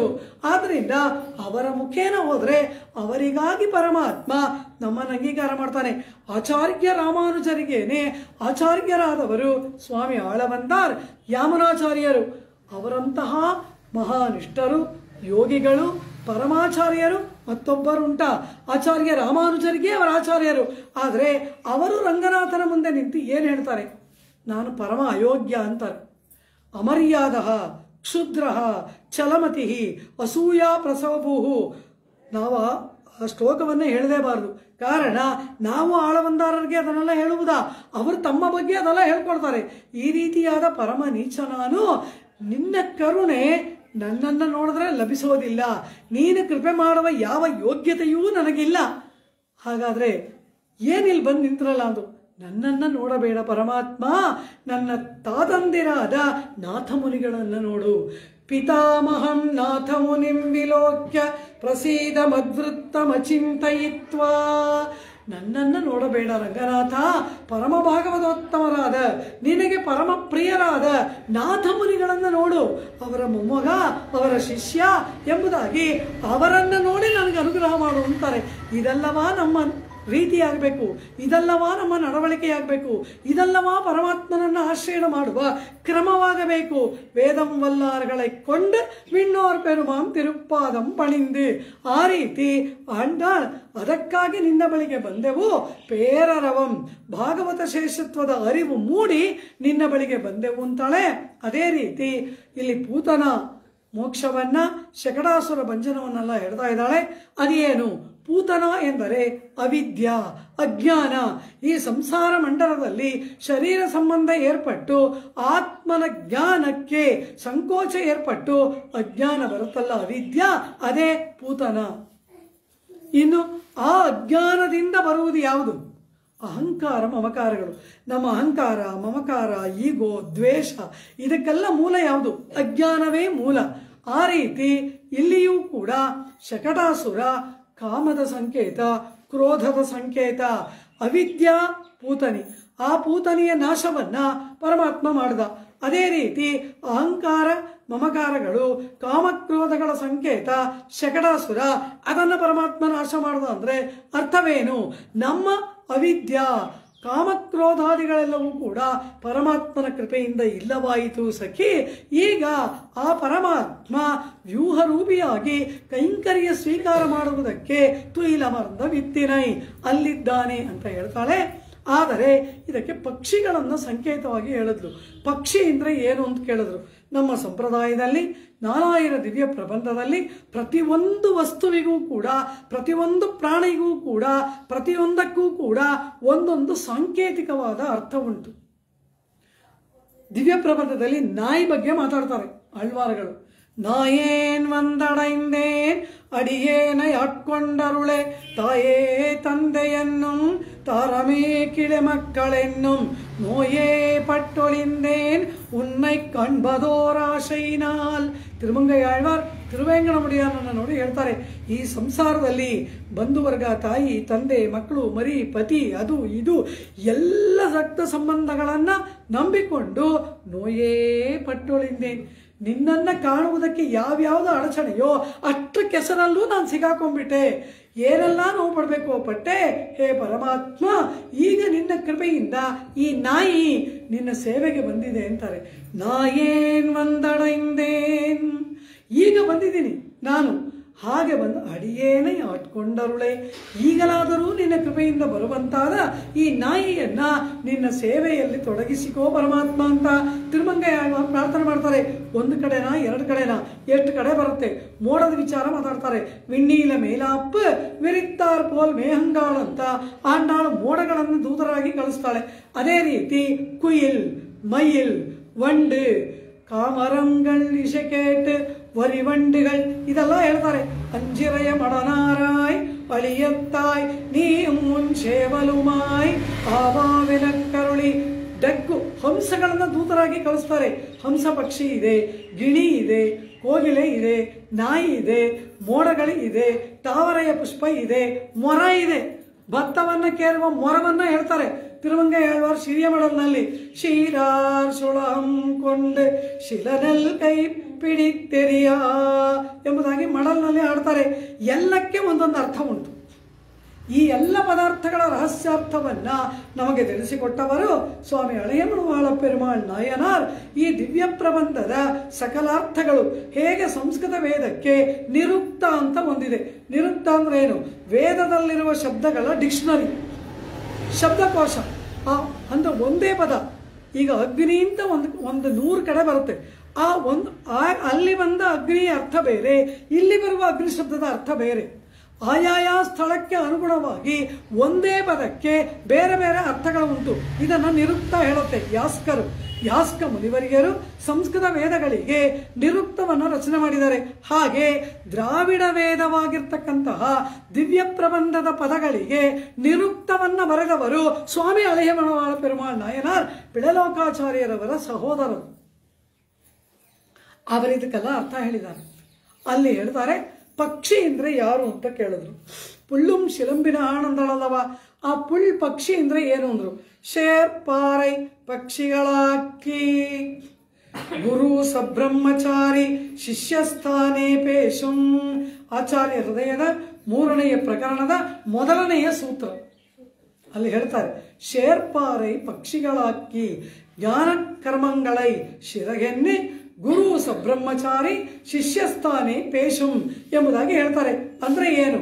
ಶೇರ್ಪಾರ್ ಆತ್ಮವನ್ನ ಪರಮಾತ್ಮನ ಜೊತೆಯಲ್ಲಿ ಸೇರಿಸತಕ್ಕಂತಹ ಆಚಾರ್ಯ ಸ್ಥಾನೀಯರಾದವರೇ ಪಕ್ಷಿಗಳು. ಪಕ್ಷಿ ಅಂದ್ರೆ ಯಾರು? ಆಚಾರ್ಯರು ಅಂತ ಅರ್ಥ. ಆ ಪಕ್ಷಿಗೆ 2 ರೆಕ್ಕೆ ಇದೆ. 2 ರೆಕ್ಕೆ ಇಲ್ಲದೆ ಪಕ್ಷಿಗೆ ಹಾರೋಕ್ಕಾಗಲ್ಲ. ಹಾಗೆ ಆಚಾರ್ಯರಿಗೆ ಯಾವುದು? ಜ್ಞಾನಂ ಅನುಷ್ಠಾನಂ ಇವೈ ನನ್ನಾಹವೇ ಉಡಯನಾನ ಗುರುವೈ ಅಡೆಯಿಂದಕ್ಕಾಲ್. ಜ್ಞಾನ ಅನುಷ್ಠಾನ ಸಂಪನ್ನರಾದವರೇ ನಮಗೆ ಸದ್ಗುರು ಆಚಾರ್ಯರು. ಆ ರೀತಿ ಜ್ಞಾನ ಅನುಷ್ಠಾನ ಎಂಬ 2 ರೆಕ್ಕೆಗಳಿಂದ ಪರಮಾತ್ಮನ ಪಾದದಲ್ಲಿ ಸಂಚಾರ ಮಾಡುವ ಆಚಾರ್ಯರುಗಳನ್ನ ಪಕ್ಷಿ ಶೇರ್ಪಾರೈ ಪಕ್ಷಿಗಳಾಕಿ ಅಂತಾರೆ. ಆದ್ದರಿಂದಲೇನೆ ಇಂತಹ ಜ್ಞಾನ ಕರ್ಮಂಗಳೈ ಶಿರಗೆನ್ನೆ ಗುರು ಸಬ್ರಹ್ಮಚಾರಿ ಶಿಷ್ಯಸ್ಥಾನಿ ಪೇಶುಂ ಎಂಬುದು ಈ ಮಾತಿನ ಅರ್ಥ. ಹಾಗೆ ಇರ್ತಕ್ಕಂತಹ ಪರಮಾತ್ಮನೊಡನೆ ನಮ್ಮನ್ನ ಸೇರಿಸತಕ್ಕಂತಹ, ನಮಗಾಗಿ ಪರಮಾತ್ಮನ ಮುಂದೆ ನಮ್ಮ ಬಗ್ಗೆ ಶಿಫಾರಸನ್ನು ಮಾಡಿ ಪರಮಾತ್ಮನಿಗೆ ನಮ್ಮ ವಿಷಯದಲ್ಲಿ ಕೋಪ ಏರ್ಪಡದಂತೆ, ಅಂಗೀಕಾರ ಮಾಡದಂತೆ ನಮಗಾಗಿ ಪರಮಾತ್ಮನ ಮುಂದೆ ಪ್ರಾರ್ಥನೆ ಮಾಡ್ತಕ್ಕಂತಹ ಆಚಾರ್ಯರುಗಳನ್ನ, ಭಾಗವತೋತ್ತಮರುಗಳನ್ನ ಪಕ್ಷಿ ಎಂಬುದಾಗಿ ಹೇಳಲಾಗಿದೆ. ಪುಳ್ಳುಂ ಶಿಲಂಬಿನ ಅಂದ್ರೆ ಅಂತಹ ಭಾಗವತೋತ್ತಮರ ಕೃಪೆ ಏರ್ಪಟ್ಟು ನಿನ್ನ ಮನೆ ಬಾಗಿಲಲ್ಲಿ ಬಂದು ನಿಂತಿದ್ದೀವಿ, ಏಳುವವಳಾಗು ಅಂತಾರೆ. ಹೀಗೆ ಇಲ್ಲಿನ ರಾತ್ರಿ ಸಾಂಸಾರಿಕವಾದ ಅಜ್ಞಾನ, ಇಲ್ಲಿ ಹೇಳಲ್ಪಡುವ ಪಕ್ಷಿ ಆ ಅಜ್ಞಾನವನ್ನು ಕಳೆದು ಪರಮಾತ್ಮನನ್ನು ಸೇರಿಸುವ ಆಚಾರ್ಯ ಸ್ಥಾನೀಯರಾದವರು. ಇಲ್ಲಿ ಹೇಳಲ್ಪಡುವ ಎಲ್ಲವೂ ಕೂಡ ಒಂದೊಂದು ಅರ್ಥದಿಂದ ಕೂಡಿರುವುದು. ಶಂಖದ ನಾದ ಅದು ಪ್ರಣವ, ಪ್ರಣವದ ಅರ್ಥ ಭಗವತ್ ಶೇಷತ್ವ, ಪ್ರಣವದ ಮಹಾಧ್ವನಿ ಭಾಗವತ ಶೇಷತ್ವ. ಇವೆಲ್ಲವನ್ನ ಇಲ್ಲಿ ಆಂಡಾಳ್ ನಿರೂಪಣೆ ಮಾಡ್ತಾ ಈ ಕ್ರಮದಲ್ಲಿ ಪರಮಾತ್ಮನ ಬಳಿಗೆ ಆತ್ಮ ಶರಣಾಗತನಾಗಿ ಹೋಗಬೇಕು ಎಂಬುದನ್ನ ನಿರೂಪಣೆ ಮಾಡುವ ಭಾಗವತ ಸುಪ್ರಭಾತದ ಪ್ರಥಮ ಪಾಶುರ ತಿರುಪ್ಪಾವೈ ದಿವ್ಯಶಾಸ್ತ್ರದ 6ನೆಯ ಪಾಶುರವನ್ನ ನಿನ್ನೆಯ ದಿನ ಅನುಭವಿಸುವುದಕ್ಕೆ ಪ್ರಾಪ್ತವಾಯಿತು. ಇದಾಗಿ ಆ ಮನೆಯ ಗೊಲ್ಲಬಾಲಿಕ ಎಚ್ಚರಗೊಂಡು ಈಗ ಈ ಗೋಷ್ಠಿಯಲ್ಲಿ ಅವಳು ಒಂದಾಗಿ ಕೂಡಿದ್ದಾಳೆ. ಅವಳು ಇವರ ಜೊತೆಯಲ್ಲಿ ಇವರ ಪ್ರಾರ್ಥನೆಯನ್ನು ಮನ್ನಿಸಿ ಎಚ್ಚೆತ್ತುಕೊಂಡು ಬಂದಳು. ಪಿಳ್ಳ ಎಳುಂದಿರ ಎಂದಳಲ್ಲವ. ಅವಳು ಎದ್ದು ಬಂದು ಇವರೊಡನೆ ಕೂಡಿದಾಗ ಈಗ ಎಲ್ಲರೂ ಬಂದಿದ್ದಾರ. ಎಲ್ಲಾರು ಪೊಂದಾರೋ 15ನೇ ಭಾಷಣದಲ್ಲಿ ಹೇಳ್ತಾಳೆ, ಒಬ್ಬರು ಕೂಡ ಬಿಟ್ಟು ಹೋಗಬಾರ್ದು. ಇದು ಆಂಡಾಳಳ ಮಂಗಳಕರವಾದ ಮನಸ್ಸು. ನಮಗೇನು, ನನಗೆಲ್ಲ ಅನುಕೂಲವಾಗಿದೆಯಾ, ನಾನು ಹೊರಗೋಗ್ಬಿಡ್ಬೇಕು, ಮುಂಚೆ ಮುಂದೆ ಬಾಗಿಲ ನಿಂತ್ಕೊಂಡ್ಬಿಡ್ಬೇಕು, ಒಬ್ರಿಗೂ ದೇವರು ಕಾಣಿಸ್ಬಾರ್ದು, ಯಾರಿಗೂ ತೀರ್ಥ ಸಿಗಬಾರ್ದು, ಯಾರಿಗೂ ಶಟಾರಿ ಇಲ್ಲ, ಅಡ್ಡಾಡಕ್ಕೆ ಗರ್ಭಗೃಹದ ಬಾಗಿಲಲ್ಲಿ ಇವರೊಬ್ಬರು ನಿಂತುಬಿಡ್ಬೇಕು. ಹಿಂದೆ ನಿಂತವ್ರು 100 ಜನ ಅವ್ರ ಪಾಡಿಗೆ ಅವ್ರು ನಿಂತಿರ್ತಾರೆ. ಅದು ಪರಮಾತ್ಮನಿಗೆ ಮೆಚ್ಚುಗೆಯಾಗುವ ವಿಷಯವೇ ಅಲ್ಲ. ನಾವು ಎಲ್ಲಿ ಕೊನೆಯಲ್ಲಿ ಯಾರಿದ್ದಾರೆ ಅವರನ್ನು ಪರಮಾತ್ಮ ನೋಡ್ತಾನೆ, ಅವರು ಪರಮಾತ್ಮನಿಗೆ ಇಷ್ಟ. ಎಲ್ಲ ಉಪನ್ಯಾಸಗಳಲ್ಲಿ ನಾನೊಂದು ಕಥೆಯನ್ನು ಹೇಳ್ತೇನೆ, ಎಲ್ಲ ಉಪನ್ಯಾಸಗಳಲ್ಲಿ ಆ ಕಥೆಯನ್ನು ಹೇಳ್ತೇನೆ. ಅದನ್ನು ಇಲ್ಲಿ ಕೆಲವರಿಗೆ ಗೊತ್ತಿಲ್ಲದೆ ಇರೋದ್ರಿಂದ ಈಗ ಇಲ್ಲಿ ಒಮ್ಮೆ ಹೇಳ್ತೇನೆ. 5 ಬೆರಳುಗಳಿಗೆ ಜಗಳ ಏರ್ಪಟ್ಟಂತೆ. ಈ 5 ಬೆರಳಲ್ಲಿ ಯಾವ ಬೆರಳು ದೊಡ್ಡದು ಅಂತ ಇದು ಹೇಳ್ತು. ನನ್ನ ಹೆಬ್ಬೆರಳು, ಹಿರಿದಾದ ಬೆರಳು ಹೆಬ್ಬೆರಳು. ನಾನಿಲ್ಲದೆ ಹೋದರೆ ಏನು ಕೆಲಸನೂ ಮಾಡೋಕ್ಕಾಗಲ್ಲ, ನಾನು ದೊಡ್ಡವನು ಅಂತಂತೆ. ಇದು ಹೇಳ್ತಂತೆ. ನಾನಿಲ್ಲದೆ ಹೋದರೆ ಪ್ರಪಂಚನೇ ನೋಡೋಕ್ಕಾಗಲ್ಲ, ಹಿಂಗೆ ತೋರಿಸೋದು. ಇದು ಹೇಳ್ತು. ನಾನಿಲ್ಲದೆ ಹೋದರೆ ಏನು ಹಿಡ್ಕೊಳ್ಳೋಕ್ಕೆ ಆಗಲ್ಲ ಅಂತು. ಇದು ಹೇಳ್ತು. ಆಭರಣ ತೊಡಿಸೋದೇ ನನಗೆ ಅಂತು. ಇದೆಲ್ಲ ಜಗಳ ಆಡ್ತಾ ಇದೆ. ಇದು ಮಾತ್ರ ಸುಮ್ಮನಿದೆಯಂತೆ. ಈ ಕೊನೆ ಬೆರಳಿದೆಯಲ್ಲ, ಇದು ಮಾತ್ರ ಮೌನವಾಗಿ ಮಾತಾಡದೆ ಸುಮ್ಮನಿದೆಯಂತೆ. ಆಗ ಎಲ್ಲ ಬೆರಳು ಕೇಳ್ತಂತೆ, ನಾವೆಲ್ಲ ಮಾತಾಡ್ತಿದ್ದೀವಿ, ನೀನು ಮಾತ್ರ ಯಾಕೆ ಸುಮ್ಮನಿದೆಯಾ, ನೀನು ಏನಾದರೂ ಹೇಳು ಅಂತ. ನನಗೇನಿದೆ ಹೇಳೋಕ್ಕೆ? ನಾನು ಕನಿಷ್ಠ, ಚಿಕ್ಕವನು, ಕೊನೆಯವನು, ಪುಟ್ಟವನು. ನನಗೇನಿದೆ? ನೀವೆಲ್ಲ ದೊಡ್ಡ ದೊಡ್ಡ ವ್ಯಕ್ತಿಗಳು, ತುಂಬ ಮಾತಾಡ್ತೀರಾ, ನನಗೇನಿದೆ ಯೋಗ್ಯತೆ? ಇಲ್ಲ, ನೀನು ಏನಾದರೂ ಹೇಳು ಅಂತ ಕೇಳಿದ್ರಂತೆ. ಆಗದು ಹೇಳ್ತಂತೆ, ನನಗಿರೋದು ಒಂದೇ ಒಂದು, ಅದೇನು ಅಂದರೆ, ಹೀಗೆ ಕೈ ಜೋಡಿಸಿದಾಗ ನಿಮ್ಮೆಲ್ಲರಿಗಿಂತ ಮೊದಲು ನಾ ಪರಮಾತ್ಮನನ್ನು ನೋಡ್ತೀನಿ ಅಂತ. ಎಲ್ಲರಿಗಿಂತ ಮೊದಲು ಪರಮಾತ್ಮನನ್ನು ನೋಡೋದು ಯಾವುದು? ಇದು ಎಲ್ಲೋ ಇಲ್ಲಿದೆ, ಇದು ಇಲ್ವೇ ಇಲ್ಲ. ಇದಕ್ಕೆ ದರ್ಶನ ಸಿಕ್ಕಿದ್ರು ಸಿಕ್ತು, ಇಲ್ಲದ್ರೆ ಇಲ್ಲ. ಇದೆಲ್ಲೋ ಹಿಂದೆ ಇದೆ, ಆಯ್ತಾ? ಇದಕ್ಕಿಂತ ಮುಂಚೆ ಎತ್ತೆತ್ತರದ ಬೆರಳಿದೆ, ಇದಕ್ಕೆ ದರ್ಶನ ಆದ್ರಾಯ್ತು, ಇಲ್ಲ ಇದ್ರೆ ಇಲ್ಲ. ಹೀಗಂದಾಗ ಮೊಟ್ಟ ಮೊದಲು ಪರಮಾತ್ಮನನ್ನ ಕಾಣುವುದು ಯಾವುದು? ಯಾರು ತನ್ನನ್ನು ಕನಿಷ್ಠ ಅಂತ ಭಾವಿಸ್ತಾನೆ, ಯಾವಾತನಿಗೆ ಅಹಂಕಾರವಿಲ್ಲ, ಯಾವಾತನಿಗೆ ಮಮಕಾರವಿಲ್ಲ, ಯಾವಾತ ಎಲ್ಲವೂ ಪರಮಾತ್ಮನಿಗೆ ಅಂತ ಭಾವಿಸ್ತಾನೋ ಅವನಿಗೆ ಪರಮಾತ್ಮನ ದರ್ಶನ ಮೊದಲಾಗತ್ತೆ. ನಾನು 4 ಲಕ್ಷ ಕೊಟ್ಬಿಟ್ಟಿದ್ದೀನಿ, ನಾ ಪರಮಾತ್ಮನ ಮುಂದೆ ನಿಂತುಬಿಡ್ಬೇಕು. 1 ಪೈಸಾನು ಕೊಡದೇ ಇರೋನು ಚಪ್ಪಲಿ ಬಿಡೋ ಜಾಗದಲ್ಲಿ ನಿಂತ್ಕೊಳ್ಬೇಕಾ? ಇದು ಪರಮಾತ್ಮನ ರಾಜ್ಯದಲ್ಲಿ ಇಲ್ಲ. ಈ ಭೇದ ಭಾವಗಳು ಪರಮಾತ್ಮನ ರಾಜ್ಯದಲ್ಲಿ ಇಲ್ಲ. ಇಂಥದ್ದನ್ನು ನಾವು ಮಾಡಿದ್ರೆ ಅವನಿಗೆ ನೋವಾಗುತ್ತದೆ ಅಲ್ಲವ, ಅದು ಕೂಡುದು. ಆದ್ದರಿಂದ ಹೀಗೆ ಆ ಭಾಗವತ ಶೇಷತ್ವ ಇರುವವರು ಎಲ್ಲರೂ ಬಂದ್ರ ಅಂತ ನೋಡಬೇಕು. ನನಗೆ ಅನುಕೂಲವಾಯಿತು, ನಾನು ಹೊರಟೋಗ್ತೀನಿ ಅನ್ನೋದಲ್ಲ. ದೇವಿ ಆಂಡಾಳ್ ಒಬ್ಬರೂ ಬಿಡದೆ ಎಲ್ಲರೂ ಪೊಂದಾರೋ. ಎಷ್ಟು ಕಡೆ ಹೇಳ್ತಾಳೆ. 12ನೇ ಪಾಶುರದಲ್ಲಿ ಏನು ಹೇಳ್ತಾಳೆ? ಸುತ್ತತ್ತು ತೋಳಿಮಾರ್ ಎಲ್ಲರೂ ಬಂದಾಯ್ತು, ಎಲ್ಲರೂ ಬರಬೇಕು, ಒಬ್ಬ ಆತ್ಮ ಬಿಡಬಾರ್ದು. ವರಾಹ ಪರಮಾತ್ಮನಿಂದ ಆ ಭೂಮಿದೇವಿ ಈ ಲೋಕಕ್ಕೆ ನೇಮನ ಮಾಡಲ್ಪಟ್ಟು ಬಂದದ್ದು ಯಾಕೆ? ಎಲ್ಲ ಆತ್ಮರುಗಳಿಗೆ ಪರಮಾತ್ಮ ದರ್ಶನ ಮಾಡಿಸುವುದಕ್ಕೆ. ವರಾಹ ಪರಮಾತ್ಮ ನೇಮನ ಮಾಡಿದನಲ್ಲವ, ಆ ಚರಮ ಶ್ಲೋಕಾರ್ಥದಲ್ಲಿ ಹೇಳದನ್ನು ಕೂಡ ಅನುಷ್ಠಾನ ಮಾಡೋದಕ್ಕೆ ಲೋಕದಲ್ಲಿ ಜನಗಳಿಗೆ ತಿಳಿಯದು ಅಂದಾಗ ನೀನು ಹೋಗು ಅಂತ ನೇಮನ ಮಾಡಿದ ಪರಮಾತ್ಮ, ಆ ಪರಮಾತ್ಮನ ನೇಮನದಂತೆ ಯಮಕ್ಕಾಹವನ್ನೋ ಹಿಂಗಾಂಡಾಳವದರಿದ್ದಾಳೆ, ನಮಗಾಗಿ ಬಂದಿದ್ದಾಳೆ ಇಲ್ಲಿ. ಆದ್ರಿಂದ ಒಬ್ರು ಬಿಟ್ಟು ಹೋಗ್ಬಾರ್ದು. ಅವಳೇ ಎದ್ದು ಬಂದ್ಲಲ್ಲ, ಸಾಕು ಹೋಗೋಣ ಕೃಷ್ಣನ ಬಳಿಗೆ, ಇಲ್ಲ, ಇನ್ನೊಬ್ಳು ಬರಬೇಕು. ಅವಳಲ್ಲಿ ಅವಳ ಮನೆ ಬಾಗಿಲಿಗೆ ಬರ್ತಾರೆ, ಅವಳನ್ನ ಸುಪ್ರಭಾತ ಹಾಡಿ ಎಚ್ಚರಿಸಬೇಕು. ಹೀಗೆ ಒಬ್ಬೊಬ್ಬ ಗೋಪಿಕೆಯ ಮನೆ ಬಾಗಿಲಲ್ಲಿ ನಿಂತು ಅವಳ ಚರಣಾರವಿಂದಗಳಲ್ಲಿ ಆಂಡಾಳ್ ಪ್ರಾರ್ಥನೆಯನ್ನು ಮಾಡ್ತಾಳೆ, ಗೋಟಿಯನ್ನು ಅಲಂಕರಿಸಬೇಕು ಅಂತ. ಈಗ ಮತ್ತೊಬ್ಬಳ ಮನೆ ಪಿಳ್ಳಾಯ್ ಎಂಬುವವಳು ಎದ್ದು ಬಂದಾಯ್ತು, ಗೋಟಿಯಲ್ಲಿ ಸೇರ್ಕೊಂಡ್ಬಿಟ್ಲು. ಈಗ ಮತ್ತೊಬ್ಬ ಗೋಪಿಕೆಯ ದ್ವಾರದಲ್ಲಿ ನಿಂತು ಗೋದಾಗೋಟಿ ಸುಪ್ರಭಾತವನ್ನು ಹಾಡ್ತಾರೆ. ಆದರೆ ನಿನ್ನೆಯ ನಾಯಕಿಗೂ ಇವತ್ತಿನ ಪಾಶರದ ನಾಯಕಿಗೂ ವ್ಯತ್ಯಾಸ. ಒಬ್ಬಳ ಹಾಗೆ ಒಬ್ಬಳಿಲ್ಲ. ಒಂದೊಂದು ಪಾಶರದಲ್ಲಿ ಒಬ್ಬೊಬ್ಬರಿಗೆ ಸುಪ್ರಭಾತ, ಒಬ್ಬರು ಇದ್ದಾಗ ಇನ್ನೊಬ್ಬರಿಲ್ಲ. ಇನ್ನೊಂದು ವಿಶೇಷಾರ್ಥ ಏನು ಗೊತ್ತಾ? 10 ಪಾಶರಗಳು, 10ನೆಯ ಪಾಶರದಲ್ಲಿ ಸ್ವತಃ ಆಂಡಾಳೆ ಮಾತಾಡುವ ಹಾಗೆ ಇದೆ. 9 ಪಾಶರಗಳೇ ಹೇಳ್ತಾರಲ್ವ. ಈಗ ಹೇಳಿದ್ನಲ್ಲ, ಒಂದೊಂದಕ್ಕೂ ರಹಸ್ಯಾರ್ಥಗಳು ಉಂಟು ಅಂತ. ಹಾಗೆ ತೋಳಿ ತೋಳಿ ಅಂತ ಎಷ್ಟು ಕಡೆ ಬರುತ್ತೆ.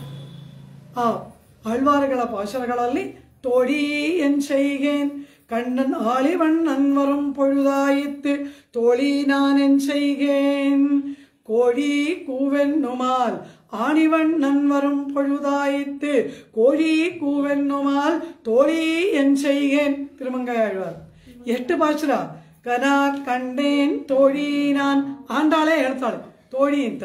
ಎಷ್ಟು ಕಡೆ ಈ ಸಖಿ ಭಾವ ಬರುತ್ತೆ ಪಾಶರದಲ್ಲಿ. 4000 ದಿವ್ಯ ಪ್ರಬಂಧದಲ್ಲಿ ಸಖಿ ಅಂತ ಒಂದು ಪಾತ್ರ ಇದೆ. ಆ ಸಖಿ ಅಂದ್ರೆ ಏನು ಅಂದ್ರು ಅದಕ್ಕೆ ಹೇಳ್ತಾರೆ, ಆತ್ಮನಿಗೂ ಪರಮಾತ್ಮನಿಗೂ ನಡುವೆ ಇರುವ ಸಂಬಂಧ ಜ್ಞಾನವೇ ತೋಳಿ. ಆ ಸಂಬಂಧ ಜ್ಞಾನ ಪರಮಾತ್ಮನೇ ಸಾಧನ ಎಂಬ ದೃಢ ಅಧ್ಯವಸಾಯ ಇದೆಯಲ್ಲ, ಅವನೇ ಉಪಾಯ. ಅದು ತಾಯೆಲ್ಲ ಮಾತಾಡ್ತಾಳೆ. கங்குலும் பகலும் கண் துயிலறியாள் கண்ணநீர் கைகளால் இறைக்கும் சங்கு சக்கரங்கள் என்ன கைகூப்பும் தாமரை கண் ಎನ್ನೇ ತಳரும். ಇದೆಲ್ಲ ತಾಯಿ ಹೇಳುವ ಮಾತು. ಈ ತಾಯಿ ಮಾತಿದೆಯಲ್ಲ, ತಾಯಿ ಅಂತ ಒಂದು ಪಾತ್ರ ಇದೆಯಲ್ಲ, ಅದು ಉಪಾಯ ಅಧ್ಯವಸಾಯ ಜ್ಞಾನ. ಈ ತೋಳಿ ಸಖಿ ಇದೆಯಲ್ಲ, ಇದು ಸಂಬಂಧ ಜ್ಞಾನ. ಇನ್ನು ತನ್ನನ್ನೇ ನಾಯಕಿಯಾಗಿ ಭಾವಿಸಿ ಆಳ್ವಾರರು ಪಾಶರಗಳನ್ನೆಲ್ಲ ಹಾಡ್ತಾರೆ. ಎಷ್ಟು ಕಡೆ ಪಾಶರ ಹಾಡ್ತಾರೆ. ಪರಮಾತ್ಮನ ವಿರಹವನ್ನ ತಾಳಲಾರದೆ ಪಾಶರವನ್ನು ಗಾನ ಮಾಡ್ತಾರೆ ಆಳ್ವಾರುಗಳು. ಅಲ್ಲಿ ಅವಳು ತಲೆಮಗಳ ನಾಯಿಕ. ಅದೇನು, ಪರಮಾತ್ಮನನ್ನ ಈ ಕೂಡಲೇ ಪಡೆಯಬೇಕು ಎಂಬ ತ್ವರೆ. ಸಿಗದೆ ಹೋದ್ರೆ ಪ್ರಾಣವೇ ಹೋಗ್ಬಿಡುತ್ತೆ. ಆ ದಶೆಯೇ ತಲೆಮಗಳ್ ನಾಯಿಕ ಎಂಬುದಾಗಿ. ಇಲ್ಲಿ ಆಂಡಾಳ್ ತೋಳಿ ಸಖಿಗಳಿಗೆ ಸುಪ್ರಭಾತ ಹಾಡ್ತಾ ಇದ್ದಾಳೆ. 9 ಜನ ಸಖಿಗಳಿಗೆ ಹಾಡ್ತಾರಲ್ಲ, ಇದು ಏನು ಅಂದ್ರು, ಆತ್ಮನಿಗೂ ಪರಮಾತ್ಮನಿಗೂ ನಡುವೆ 9 ವಿಧವಾದ ಸಂಬಂಧವನ್ನ ಶಾಸ್ತ್ರ ಹೇಳುತ್ತೆ. ನವವಿಧ ಸಂಬಂಧಂ ಅದು ಏನು ಅನ್ನೋದನ್ನ ನಾನು ಮತ್ತೆ ನಿಮಗೆ 16ನೇ ಪಾಶರದಲ್ಲಿ ಹೇಳ್ತೀನಿ. ಇಲ್ಲಲ್ಲ, 15, 16ನೇ ಪಾಶರದಲ್ಲಿ ಆ 9 ಸಂಬಂಧ ಏನು ಅನ್ನೋದನ್ನ ಅಲ್ಲಿ ನಾವು ವಿಚಾರ ಮಾಡೋಣ. ಮತ್ತೆ ಅಲ್ಲಿ ಮಾತ್ರವಲ್ಲ, 28ನೇ ಪಾಶರದಲ್ಲಿ ಕೂಡ ಈ ವಿಚಾರ ಬರುತ್ತೆ. ಅಲ್ಲಿ ಈ ನವವಿಧ ಸಂಬಂಧವನ್ನ ಏನು ಅಂತ ಅಲ್ಲಿ ತಿಳ್ಕೊಳ್ಳೋಣ. ಈಗ ಇಷ್ಟು ತಿಳ್ಕೊಳ್ಳೋಣ, 9 ವಿಧವಾದ ಸಂಬಂಧ ಆತ್ಮನಿಗೂ ಪರಮಾತ್ಮನಿಗೂ ಉಂಟು. ಆ 9 ವಿಧವಾದ ಸಂಬಂಧವನ್ನ ಈ 9 ಪಾಶರಗಳು ವರ್ಣನೆ ಮಾಡುತ್ತೆ. ಪುಳ್ಳುಂ ಶಿಲಂಬಿನ ಹಾಡಿಂದ ಪ್ರಾರಂಭಿಸಿ ಎಲ್ಲೇ ಇಳಂಕಿಳಿಯ ತನಕ ಇರುವ ಪಾಶರಗಳೆಲ್ಲ ಈ ಆತ್ಮ ಪರಮಾತ್ಮರ ನಡುವಿನ ಸಂಬಂಧ. ತೋಳಿ ಇಲ್ಲಿರೋ ಒಳಗಡೆ ಇರೋ ಸಖಿನ ಎಬ್ಬಿಸ್ತಾ ಇದ್ದಾಳೆ. ಆ ತೋಳಿ ಯಾರು? ಸಂಬಂಧ ಜ್ಞಾನ. ಆ ರೀತಿ ಆ 9 ವಿಧವಾದ ಜ್ಞಾನವಿದೆಯಲ್ಲ, ಸಂಬಂಧಗಳು, ಅದನ್ನ ಪ್ರತಿನಿಧಿಸುವಂತೆ ಒಬ್ಬೊಬ್ಬ ಗೋಪಿಕೆ ಒಳಗಡೆ ಇದ್ದಾಳೆ. ಆದ್ದರಿಂದ ಅವರವರ ಗುಣದಲ್ಲಿ ವ್ಯತ್ಯಾಸ, ಅವರವರ ಸಂಬೋಧನೆಯಲ್ಲಿ ವ್ಯತ್ಯಾಸ, ಅವರವರಿಗೆ ಹೇಳುವ ಸಂಕೇತಗಳಲ್ಲಿ ವ್ಯತ್ಯಾಸ.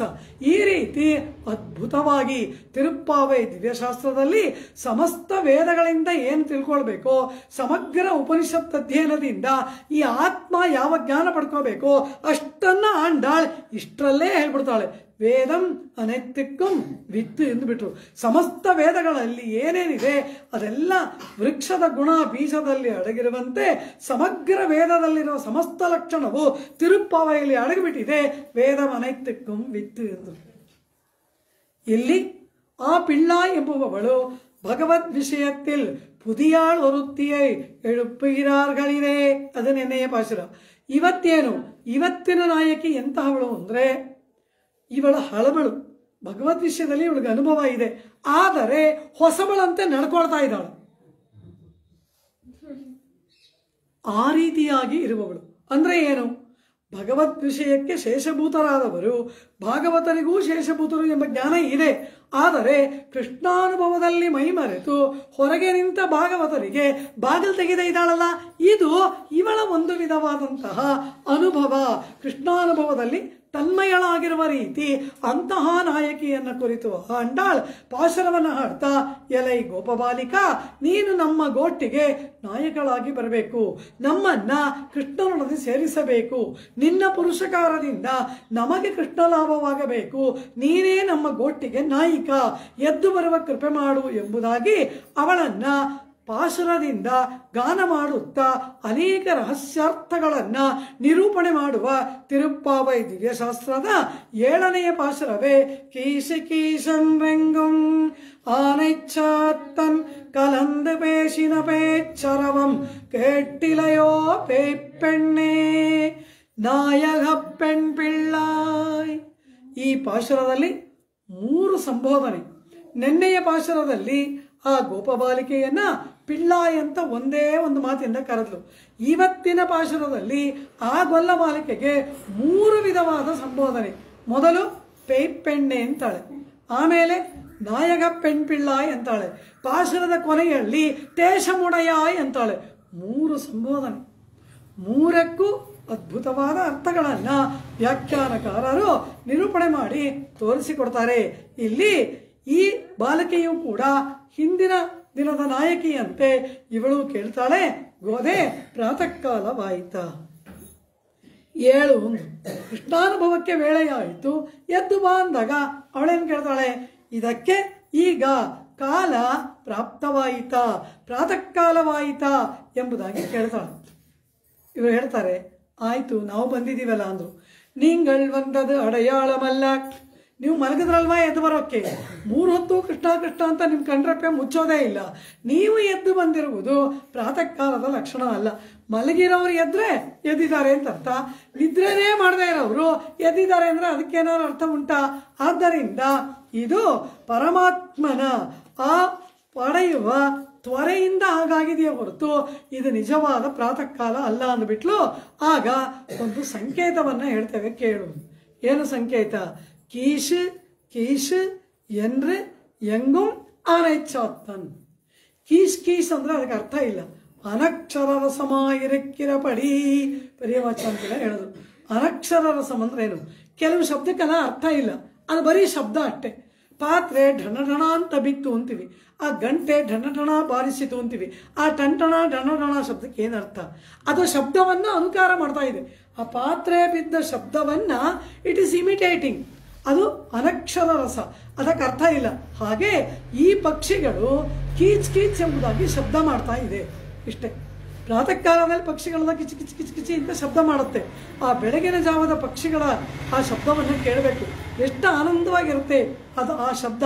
ಅದನ್ನೇ ಹೇಳ್ತಾಳೆ, ಪ್ರಾತಃ ಕಾಲದಲ್ಲಿ ಪಕ್ಷಿಗಳು ಕೀಚ್ ಕೀಚ್ ಎಂಬುದಾಗಿ ಶಬ್ದ ಮಾಡ್ತಾ ಇದೆಯಲ್ಲ, ನಾವು ಬಂದದ್ದು ಸಂಕೇತ ಅಲ್ಲದೆ ಇರಬಹುದು, ಆದರೆ ಪಕ್ಷಿಗಳು ಸೂರ್ಯೋದಯ ಆಗದೆ ಅದು ಹೇಳಲ್ಲ. ಸೂರ್ಯನೇ ಅವುಗಳನ್ನು ಎಬ್ಬಿಸುವವನು, ಆದ್ದರಿಂದ ಅವುಗಳ ಎದ್ದು ಶಬ್ದ ಮಾಡ್ತಾ ಇದೆ. ಇದು ಪ್ರಾತಃ ಕಾಲದ ಸಂಕೇತವಲ್ವಾ ಅಂದ್ಲು. ನೆನ್ನೆಯ ಪಾಶುರದಲ್ಲಿ ಏನಾಯ್ತು? ಪಕ್ಷಿಗಳು ಗೂಡಿನಿಂದ ಹೊರಬಿದ್ದಿವೆ ಎಂದ್ಲು. ಇವತ್ತು ಶಬ್ದ ಮಾಡ್ತಾ ಇದೆ ಪಕ್ಷಿಗಳು ಅಂತಾಳೆ. ಏನು ಶಬ್ದ ಮಾಡ್ತಾ ಇದೆ? ಕೀಚ್ ಕೀಚ್ ಎಂಬುದಾಗಿ ಶಬ್ದ ಮಾಡ್ತಾ ಇದೆ ಎಂದ್ರು. ಯಾವ ಪಕ್ಷಿ ಶಬ್ದ ಮಾಡ್ತಾ ಇದೆ? ಗಿಣಿನ, ನವಿಲ, ಕೋಗಿಲೆಯ? ಯಾವ ಪಕ್ಷಿ ಶಬ್ದ ಮಾಡ್ತಾ ಇದೆ? ಆನೈಚ್ಛಾತ್ತನ್. ಆನೈಚ್ಛಾತ್ತನ್ ಅಂದರೆ ತಿತ್ತಿರಿ ಹಕ್ಕಿಗಳು. ನಮ್ಮ ಕನ್ನಡದಲ್ಲಿ ಟಿಟಿಬಾ ಅಂತ ಕರಿತೀವಿ. ಈ ಬೆಳಗಿನ ಜಾವ ಇಲ್ಲೆಲ್ಲ ಕೂತ್ಕೊಳ್ಳುತ್ತೆ ನೋಡಿ, ಕಪ್ಪಗಿರುತ್ತೆ, ಇಷ್ಟೇ, ಸ್ವಲ್ಪ ಕತ್ತತ್ರ ಹಳದಿ ಮಾರ್ಕ್ ಇರುತ್ತೆ, ಅದು ಟಿಟಿಬಾ. ಇಲ್ಲೆಲ್ಲ ಬರುತ್ತೆ ಬೆಳಗಿನ ಜಾವ ದೇವಸ್ಥಾನಕ್ಕೆ ಶಾತ್ಮರೆ ಮುಗಿಸ್ಕೊಂಡು ಬರುವಾಗ ನೋಡಿ, ಇಲ್ಲೆಲ್ಲ ಕೂತಿರುತ್ತೆ. ಅದು ಇಷ್ಟು ಪುಟ್ಟ ಹಕ್ಕಿ, ಕೊಕ್ಕು ಕಪ್ಪು, ಈ ತಲೆ ಮತ್ತು ಮೈ ಒಂದು ಸ್ವಲ್ಪ ಬ್ಲ್ಯಾಕಿಶ್ ಬ್ರೌನು, ಈ ಕತ್ತತ್ರ ಒಂದು ಎಲ್ಲೋ ಮಾರ್ಕ್ ಇರುತ್ತೆ, ಅದು ಟಿಟಿಬಾ. ಅದನ್ನು ತಿತ್ತಿರಿ ಅಂತ ಕರೀತಾರೆ ಸಂಸ್ಕೃತದಲ್ಲಿ. ತಿತ್ತಿರಿ, ಟಿಟ್ಟಿಬಾ, ಭರದ್ವಾಜ ಪಕ್ಷಿ ಅಂತ ಹೆಸರು ಅದಕ್ಕೆ. ಸಂಸ್ಕೃತದಲ್ಲಿ ಅದನ್ನು ಭರದ್ವಾಜ ಪಕ್ಷಿ ಅಂತ ಕರೀತಾರಂತೆ. ಮಹರ್ಷಿ ಭರದ್ವಾಜರಿಗೂ ಈ ಪಕ್ಷಿಗೂ ಏನು ಸಂಬಂಧ ಅಂದರು. ಆ ಭರದ್ವಾಜರು ಒಬ್ಬರು ವೇದ ಕಲಿಯೋ ಒಂದು ಹುಚ್ಚಿಡಿದವರು. 3 ಸಾರಿ ಇಂದ್ರನ ಹತ್ರ ಆಯುಸ್ ತಗೊಂಡು ವೇದ ಕಲಿತಾನೇ ಇರ್ತಾರೆ. ಆ ವೇದ ಕಲಿತು ಮುಗಿಯೋದೇ ಇಲ್ಲ. ಅವರು ವೇದ ಮಂತ್ರ ಹೇಳುವಾಗಲೆಲ್ಲ ಈ ಹಕ್ಕಿಗಳು ಕೇಳಿ ಕೇಳಿ ಇವಕ್ಕೂ ಅದೆಲ್ಲ ಬಂದ್ಬಿಡ್ತಂತೆ. ಆದ್ರಿಂದ ಇವುಗಳನ್ನು ಭರದ್ವಾಜ ಪಕ್ಷಿ ಅಂತ ಕರೀತಾರಂತೆ. ಆನೈಚ್ಛಾತ್ತನ್ ಅಂತ ಕರೀತಾರೆ. ಕೀಶಿ ಕೀಶಿ ಎಂದ್ರೆ ಎಂಗುಂ. ಆವಾಗ ಒಳಗಡೆ ಇರೋಳು ಕೇಳ್ತಾಳೆ, ಎಲ್ಲೋ ಒಂದು ಹಕ್ಕಿ ಕೀಚ್ ಅಂದ್ರೆ ಬೆಳಗಾಯ್ತು ಅಂತ ಅರ್ಥವಾ? ಅದಕ್ಕೇನೋ ಭಯ ಆಗಿರ್ಬೋದು, ಅಥವಾ ಯಾರೋ ಎಬ್ಸಿರ್ಬೋದು, ಅಥವಾ ಇನ್ನೇನೋ ಆಗಿರಬಹುದು, ಇನ್ಯಾವುದೋ ಮೃಗ ಅದನ್ನು ಕಚ್ಚಿರ್ಬೋದು. ಅದಕ್ಕೆ ಕೀಶ್ ಅಂದ್ರೆ ಅದು ಬೆಳಗಾಯ್ತಾ ಅಂದ್ಲು. ಇಲ್ಲ, ಎಂಗುಂ ಪಾಶುರದಲ್ಲಿ ಎಂಗುಮ್ ಅಂತ ಪದ ಇದೆ ನೋಡಿ, ಪದ ಪದಕ್ಕೆ ವ್ಯಾಖ್ಯಾನ ಮಾಡ್ತಾರೆ. ಎಂಗುಮ್ ಅನ್ನೋದು ವ್ಯರ್ಥ ಪದ ಅಲ್ಲ. ಕೀಶಿ ಕೀಶನ್ರಿ ಎಂಗುಂ ಎಲ್ಲ ಕಡೆಗಳಲ್ಲಿ ಕೇಳಿಸ್ತಾ ಇದೆ. ಎಲ್ಲ ಕಡೆಗಳಲ್ಲಿ ಪಕ್ಷಿಗಳು ಕೀಚ್ ಕೀಚ್ ಶಬ್ದ ಮಾಡ್ತಾ ಇದೆ. ಆದ್ರಿಂದ ಒಂದು ಪಕ್ಷಿ ಎದ್ರೆ ಏನೋ ಸರಿ ಇಲ್ಲ, ಜಾಮ ಆಗಿಲ್ಲ ಅನ್ಬೋದು. ಎಲ್ಲಾ ಪಕ್ಷಿಗಳು ಎದ್ದಿದೆ ಅಂದ ಮೇಲೆ, ಎಲ್ಲ ಕಡೆಗಳಲ್ಲಿ ಪಕ್ಷಿಯ ಕಲರವ ತುಂಬಿದೆ ಅಂದ ಮೇಲೆ ಪ್ರಾತಃ ಕಾಲದ ಲಕ್ಷಣ ಅಲ್ಲವಾ? ಕೀಶಿ ಕೀಶನ್ರೆ ಎಂಗುಮ್ಮಾನೈಚ್ಛಾತನ್. ಆ ಪಕ್ಷಿಗಳೆಲ್ಲ ಏನ್ ಶಬ್ದ ಮಾಡ್ತಾ ಇದೆ ಅಂದ್ರು. ಆಂಡಾಳ್ ಹೇಳ್ತಾಳೆ, ಅದು ಬರೀ ಕೀಚ್ ಕೀಚ್ ಅನ್ನೋ ಶಬ್ದ ಅಲ್ಲ, ಪರಸ್ಪರ ಸಂಭಾಷಣೆ ಮಾಡ್ತಾ ಇದೆ. ಒಂದಕ್ಕೊಂದು ಪಕ್ಷಿ ಮಾತಾಡ್ತಾ ಇದೆಯಂತೆ. ಕಲಂದ್ ಪೇಶಿನ ಅಂದ್ರು. ಕಲಂದ್ ಅಂದ್ರೆ ಏನು?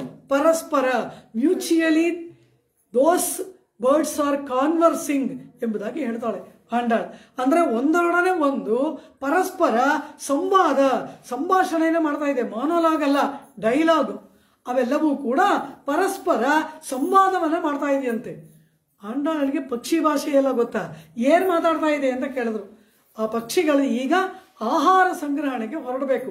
ನೆನ್ನೆ ಅಂದ್ರೆ ಸ್ವಲ್ಪ ಬೆಳಗ್ಗೆ ಪಕ್ಷಿಗಳು ಗೂಡಿಂದ ಹೊರಗೆ ಬಿದ್ದಿದ್ದವು. ಈಗ ಆ ಪಕ್ಷಿಗಳೆಲ್ಲ ಆಹಾರ ಸಂಗ್ರಹಣೆಗಾಗಿ ಬೇರೆ ಬೇರೆ ಬೇರೆ ಬೇರೆ ದಿಕ್ಕುಗಳಿಗೆ ಹೋಗಬೇಕು. ಪತಿ ಒಂದು ಕಡೆಗೆ, ಪತ್ನಿ ಒಂದು ಕಡೆಗೆ, ಅಣ್ಣ ಒಂದು ಕಡೆಗೆ, ತಮ್ಮ ಒಂದು ಕಡೆಗೆ. ಈಗ ನಾವು ಪಡ್ತಾ ಇದ್ದೀವಲ್ಲ, ಸಂಸಾರದಲ್ಲಿ ಇರೋರೆಲ್ಲ ಬೆಳಗಾಗೆ ಬ್ಯಾಗ್ನ ಹಾಕೊಂಡು ಹೊರಗಡೆ ಹೋಗೋದು. ಇದೇ ಪಕ್ಷಿಗಳದ್ದು ಇದೇ ಪಾಡು. ಆ ರೀತಿ ಆ ಪಕ್ಷಿಗಳೆಲ್ಲವೂ ಕೂಡ ಒಂದೊಂದು ದಿಕ್ಕಿಗೆ ಒಂದೊಂದು ಹೋಗುವಾಗ ಒಂದ್ರ ಜೊತೆ ಒಂದು ಮಾತಾಡುತ್ತಂತೆ. ಸಾಯಂಕಾಲದವರೆಗೂ ನಾವು ಒಬ್ರನ್ನೊಬ್ರು ನೋಡಲ್ಲ ಅಲ್ವಾ? ಈಗ ಹೋಗ್ತಾ ಇದ್ದೀವಿ, ಸಾಯಂಕಾಲ ತಿರುಗಿ ಬರಬೇಕು. ಬರ್ತೀವೋ ಬರಲ್ವೋ ಅದು ಗೊತ್ತಿಲ್ಲ. ಯಾರಿಗೆ ಗೊತ್ತು? ಹೋದವ್ರು ಬರ್ತಾರ ಬರಲ್ವ ಅದು ಯಾರಿಗೆ ತಿಳಿದಿದೆ? ಅವನಿಗೆ ತಿಳಿದಿದೆ ಅಷ್ಟೇ. ಆ ಪಕ್ಷಿಗಳು ಕೂಡ ಈಗ ಹೀಗೆ ನಾವು ಒಂದೊಂದು ದಿಕ್ಕಿಗೆ ಒಬ್ರು ಹೋಗ್ತಾ ಇದ್ದೀವಿ. ಸಾಯಂಕಾಲದ ತನಕ ಪರಸ್ಪರ ಮುಖಾವಲೋಕನವಿಲ್ಲ. ವಿರಹ, ಪರಸ್ಪರ ವಿರಹವಲ್ಲವಾ? ಆ ವಿರಹ ವ್ಯಕ್ತವಾಗುವಂತೆ ಗದ್ಗದಿತವಾದ ಕಂಠದಿಂದ ಆ ಪಕ್ಷಿಗಳು ಒಂದ್ರ ಜೊತೆ ಒಂದು ಮಾತಾಡ್ತಾ ಇದೆಯಂತೆ. ಗದ್ಗದಿತವಾದ ಕಂಠ ಬಿಗಿಯುತ್ತೆ ನೋಡಿ. ದುಃಖ ಏರ್ಪಟ್ಟಾಗ ಕಂಠ ಬಿಗಿದು ಮಾತು ಸರಿಯಾಗಿ ಬರೋಲ್ಲ. ಆ ರೀತಿ ಈ ಪಕ್ಷಿಗಳು ಕೀಚ್ ಕಿಚ್ ಕಿಚ್ ಕಿಚ್ ಕಿಚ್ ಕಿಚ್ ಅಂತ ಶಬ್ದ ಮಾಡ್ತಾ ಇದೆ. ಸಾಯಂಕಾಲದ ಪರ್ಯಂತ ವಿರಹ ತೋರುವಂತೆ ಆಡುವ ಮಾತಿನ ಶಬ್ದ ನಿನಗೆ ಕೇಳಲಿಲ್ಲವಾ ಸಖಿ? ಇದು ಪ್ರಾತಃ ಕಾಲದ ಸಂಕೇತವಲ್ಲವ ಅಂತಾಳೆ. ಭರದ್ವಾಜ ಪಕ್ಷಿಗಳನ್ನ ಹೇಳ್ತಾ ಇದ್ದಾಳೆ ಇಲ್ಲಿ ಆಂಡಾಳ್. ಕೀಶಿ ಕೀಶನ್ರಿ ಎಂಗುಂ ஆனைச்சாத்தன் கலந்து பேசின பேச்சரவம் ಕೇಟ್ಟಿಲೆಯೋ ಪೇಯ್ಪೆಣ್ಣೆ. ಇಷ್ಟು ಮಂದಿ ಭಾಗವತೋತ್ತಮರು ಬಾಗಿಲಲ್ಲಿ ನಿಂತಿರುವಾಗ ಆ ಭಾಗವತೋತ್ತಮರನ್ನ ಆಧರಿಸಿ ಅವರೊಡನೆ ಸಂಭಾಷಣೆ ಮಾಡಿ ಅವರು ಬಂದ ಕೂಡಲೇ ಎದ್ದು ಬಂದು ಅವರೊಡನೆ ಒಂದಾಗಿ ಕೂಡುವುದು ಸ್ವರೂಪವಾಗಿರುವಾಗ ಹೀಗೆ ಕೃಷ್ಣಾನುಭವದಲ್ಲಿ ಮೈಮರೆತು ಈ ರೀತಿ ನೀನು ಇರುವುದು ನಿನಗೆ ಉಚಿತವಾ ಪೇಯ್ಪೆಣ್ಣೆ? ಕೇವಲ ಪರಮಾತ್ಮನಿಗೆ ದಾಸಭೂತವಾಗುವುದು ಮಾತ್ರವಲ್ಲ, ಭಾಗವತೋತ್ತಮರಿಗೆ ದಾಸಭೂತರಾಗುವುದೇ ಆತ್ಮನ ಸ್ವರೂಪ ಎಂಬುದನ್ನ ಅರಿತೂ ಕೂಡ ಈ ರೀತಿ ನೀನು ಒಳಗಡೆ ಮೌನವಾಗಿ ಮಲಗಿರುವುದು ನಿನಗೆ ಉಚಿತವಾ ಎಂಬುದಾಗಿ ಆಂಡಾಳ್ ಆ ಒಳಗಿರುವವಳನ್ನು ಪೇಯ್ಪೆಣ್ಣೆ ಅಂತಾಳೆ. ಪೇಯ್ ಅಂದ್ರೆ ಏನು? ಪೆರಿಯವಾಚನ್ ಪಿಳ್ಳೆ ವ್ಯಾಖ್ಯಾನ ಮಾಡಿದ್ರು. ಮತಿ ಭ್ರಮಿತಳಾನವಳೆ ಮತಿಗೇಡಿಯೇ. ಮತಿ ಇದೆ, ಆದರೆ ಈಗ ಸತಿ ಕರ್ಕೆಟ್ಟು ಹೋಗಿದೆ. ಭಾಗವತರಿಗೆ ದಾಸಭೂತನಾದವನು ಆತ್ಮ ಎಂಬ ಜ್ಞಾನ ಇದೆ. ಆದರೆ ಈಗ ಆ ಒಳಗೆ ಮಲಗಿರುವವಳು ಕೃಷ್ಣಾನುಭವದಲ್ಲಿ ಮಗ್ನಳಾಗಿದ್ದಾಳೆ.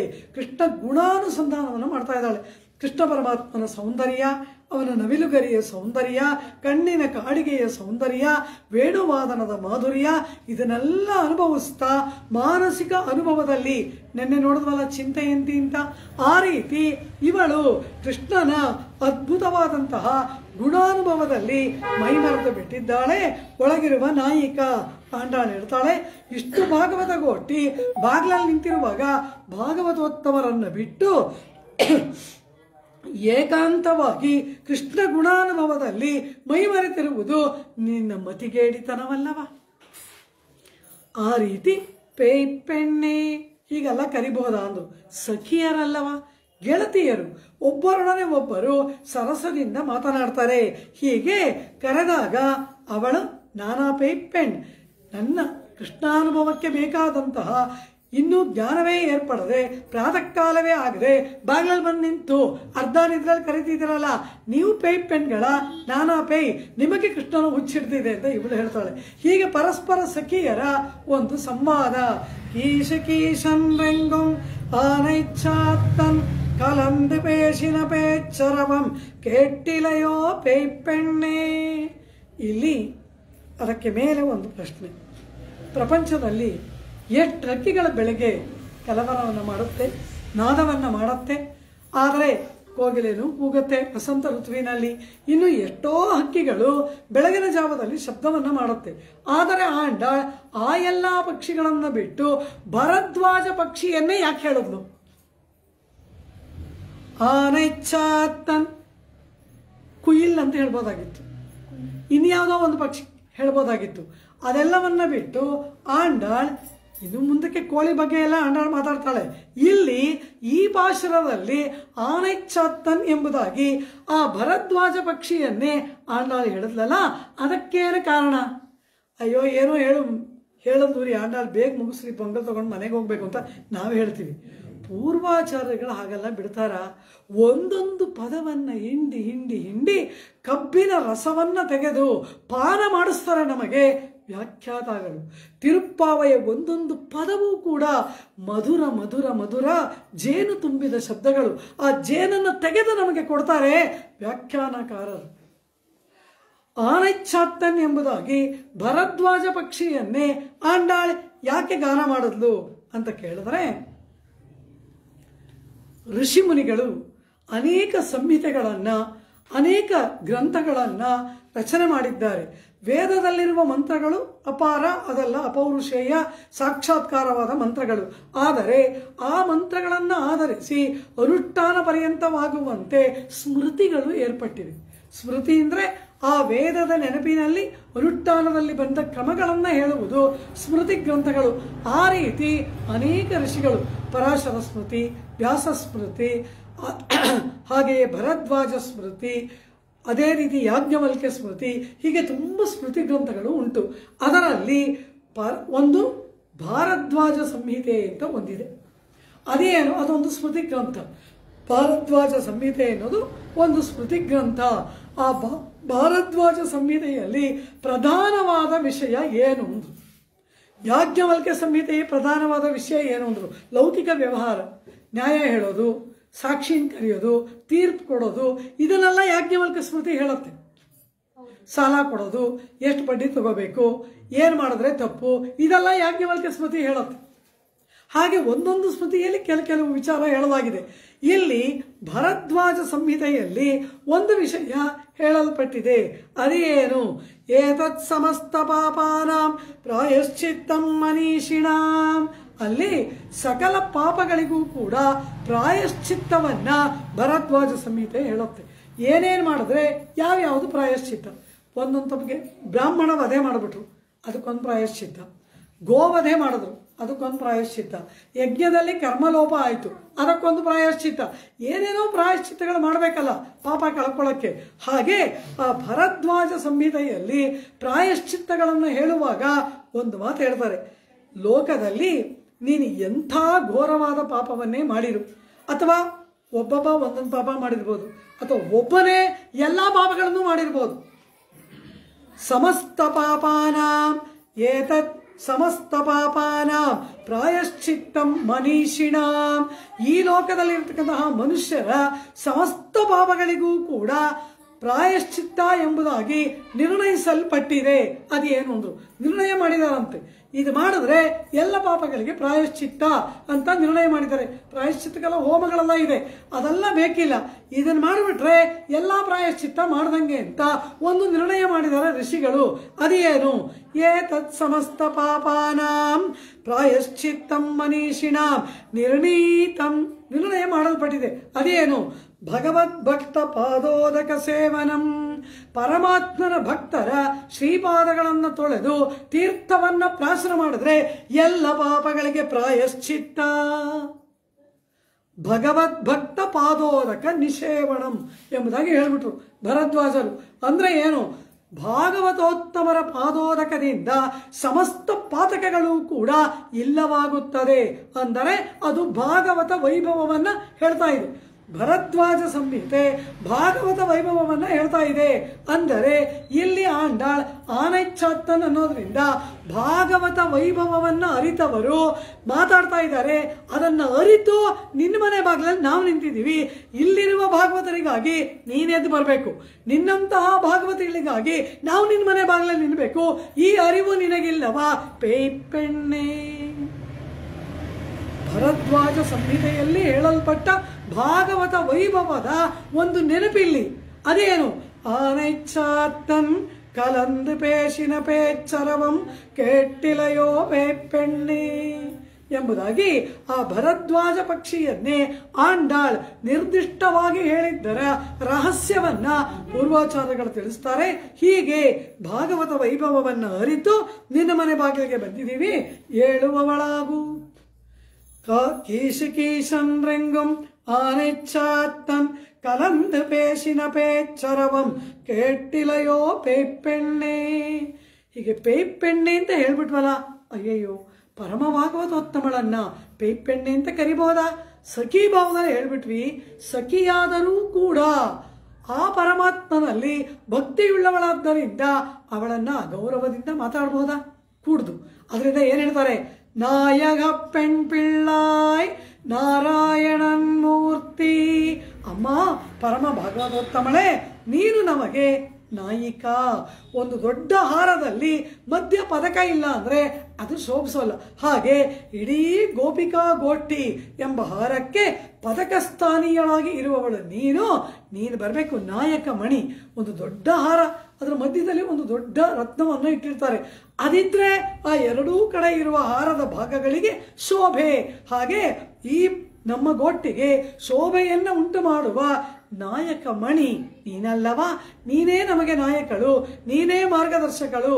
ನಾಯಕ ಪೆಣ್ ಪಿಳ್ಳಾಯ್ ಎಂಬುದಾಗಿ ಹೇಳಿ, ಎಲೈ ಭಾಗವತೋತ್ತಮಳೇ ನೀನು ಎದ್ದು ಬರಬೇಕು ಎಂಬುದಾಗಿ ಅವಳನ್ನು ಕರೀತಾರೆ. ಪೇಪೆಣ್ಣೆ ಅಂತ ಹೇಳ್ತಾರೆ. ಆಗ ಅವಳು ಏನ್ ಹೇಳ್ತಾಳೆ? ಪ್ರಾತಃ ಕಾಲ ಆಗಿಲ್ಲ, ಆದ್ರಿಂದ ನಾನು ಎದ್ದು ಬರೋಲ್ಲ ಅಂದದಕ್ಕೆ ಪಕ್ಷಿಗಳನ್ನ ಹೇಳಿದಾಗ ಆ ಪಕ್ಷಿಗಳು ಶಬ್ದವನ್ನೂ ಮಾಡಿಲ್ಲ. ಅಥವಾ ಹಾಗೆ ಶಬ್ದ ಮಾಡಿದ್ರು ನಿಮ್ಮ ಕೋಲಾಹಲವನ್ನ ಕೇಳಿ ಅವುಗಳು ಶಬ್ದ ಮಾಡ್ತಾ ಇದೆಯಾ ಹೊರತು ಇದು ಪ್ರಾತಃ ಕಾಲದ ಲಕ್ಷಣವಲ್ಲ. கீசுகீசன்று எங்கும் ஆனைச்சாத்தன் கலந்து பேசிನ ಪೇಚ್ಚರವಂ ಕೇಟ್ಟಿಲಯೋ ಪೇಪೆಣ್ಣೆ ಅಂತ ಹೇಳಿಬಿಟ್ಟು ಅವಾಗ ಅವಳೇನು ಹೇಳ್ತಾಳೆ?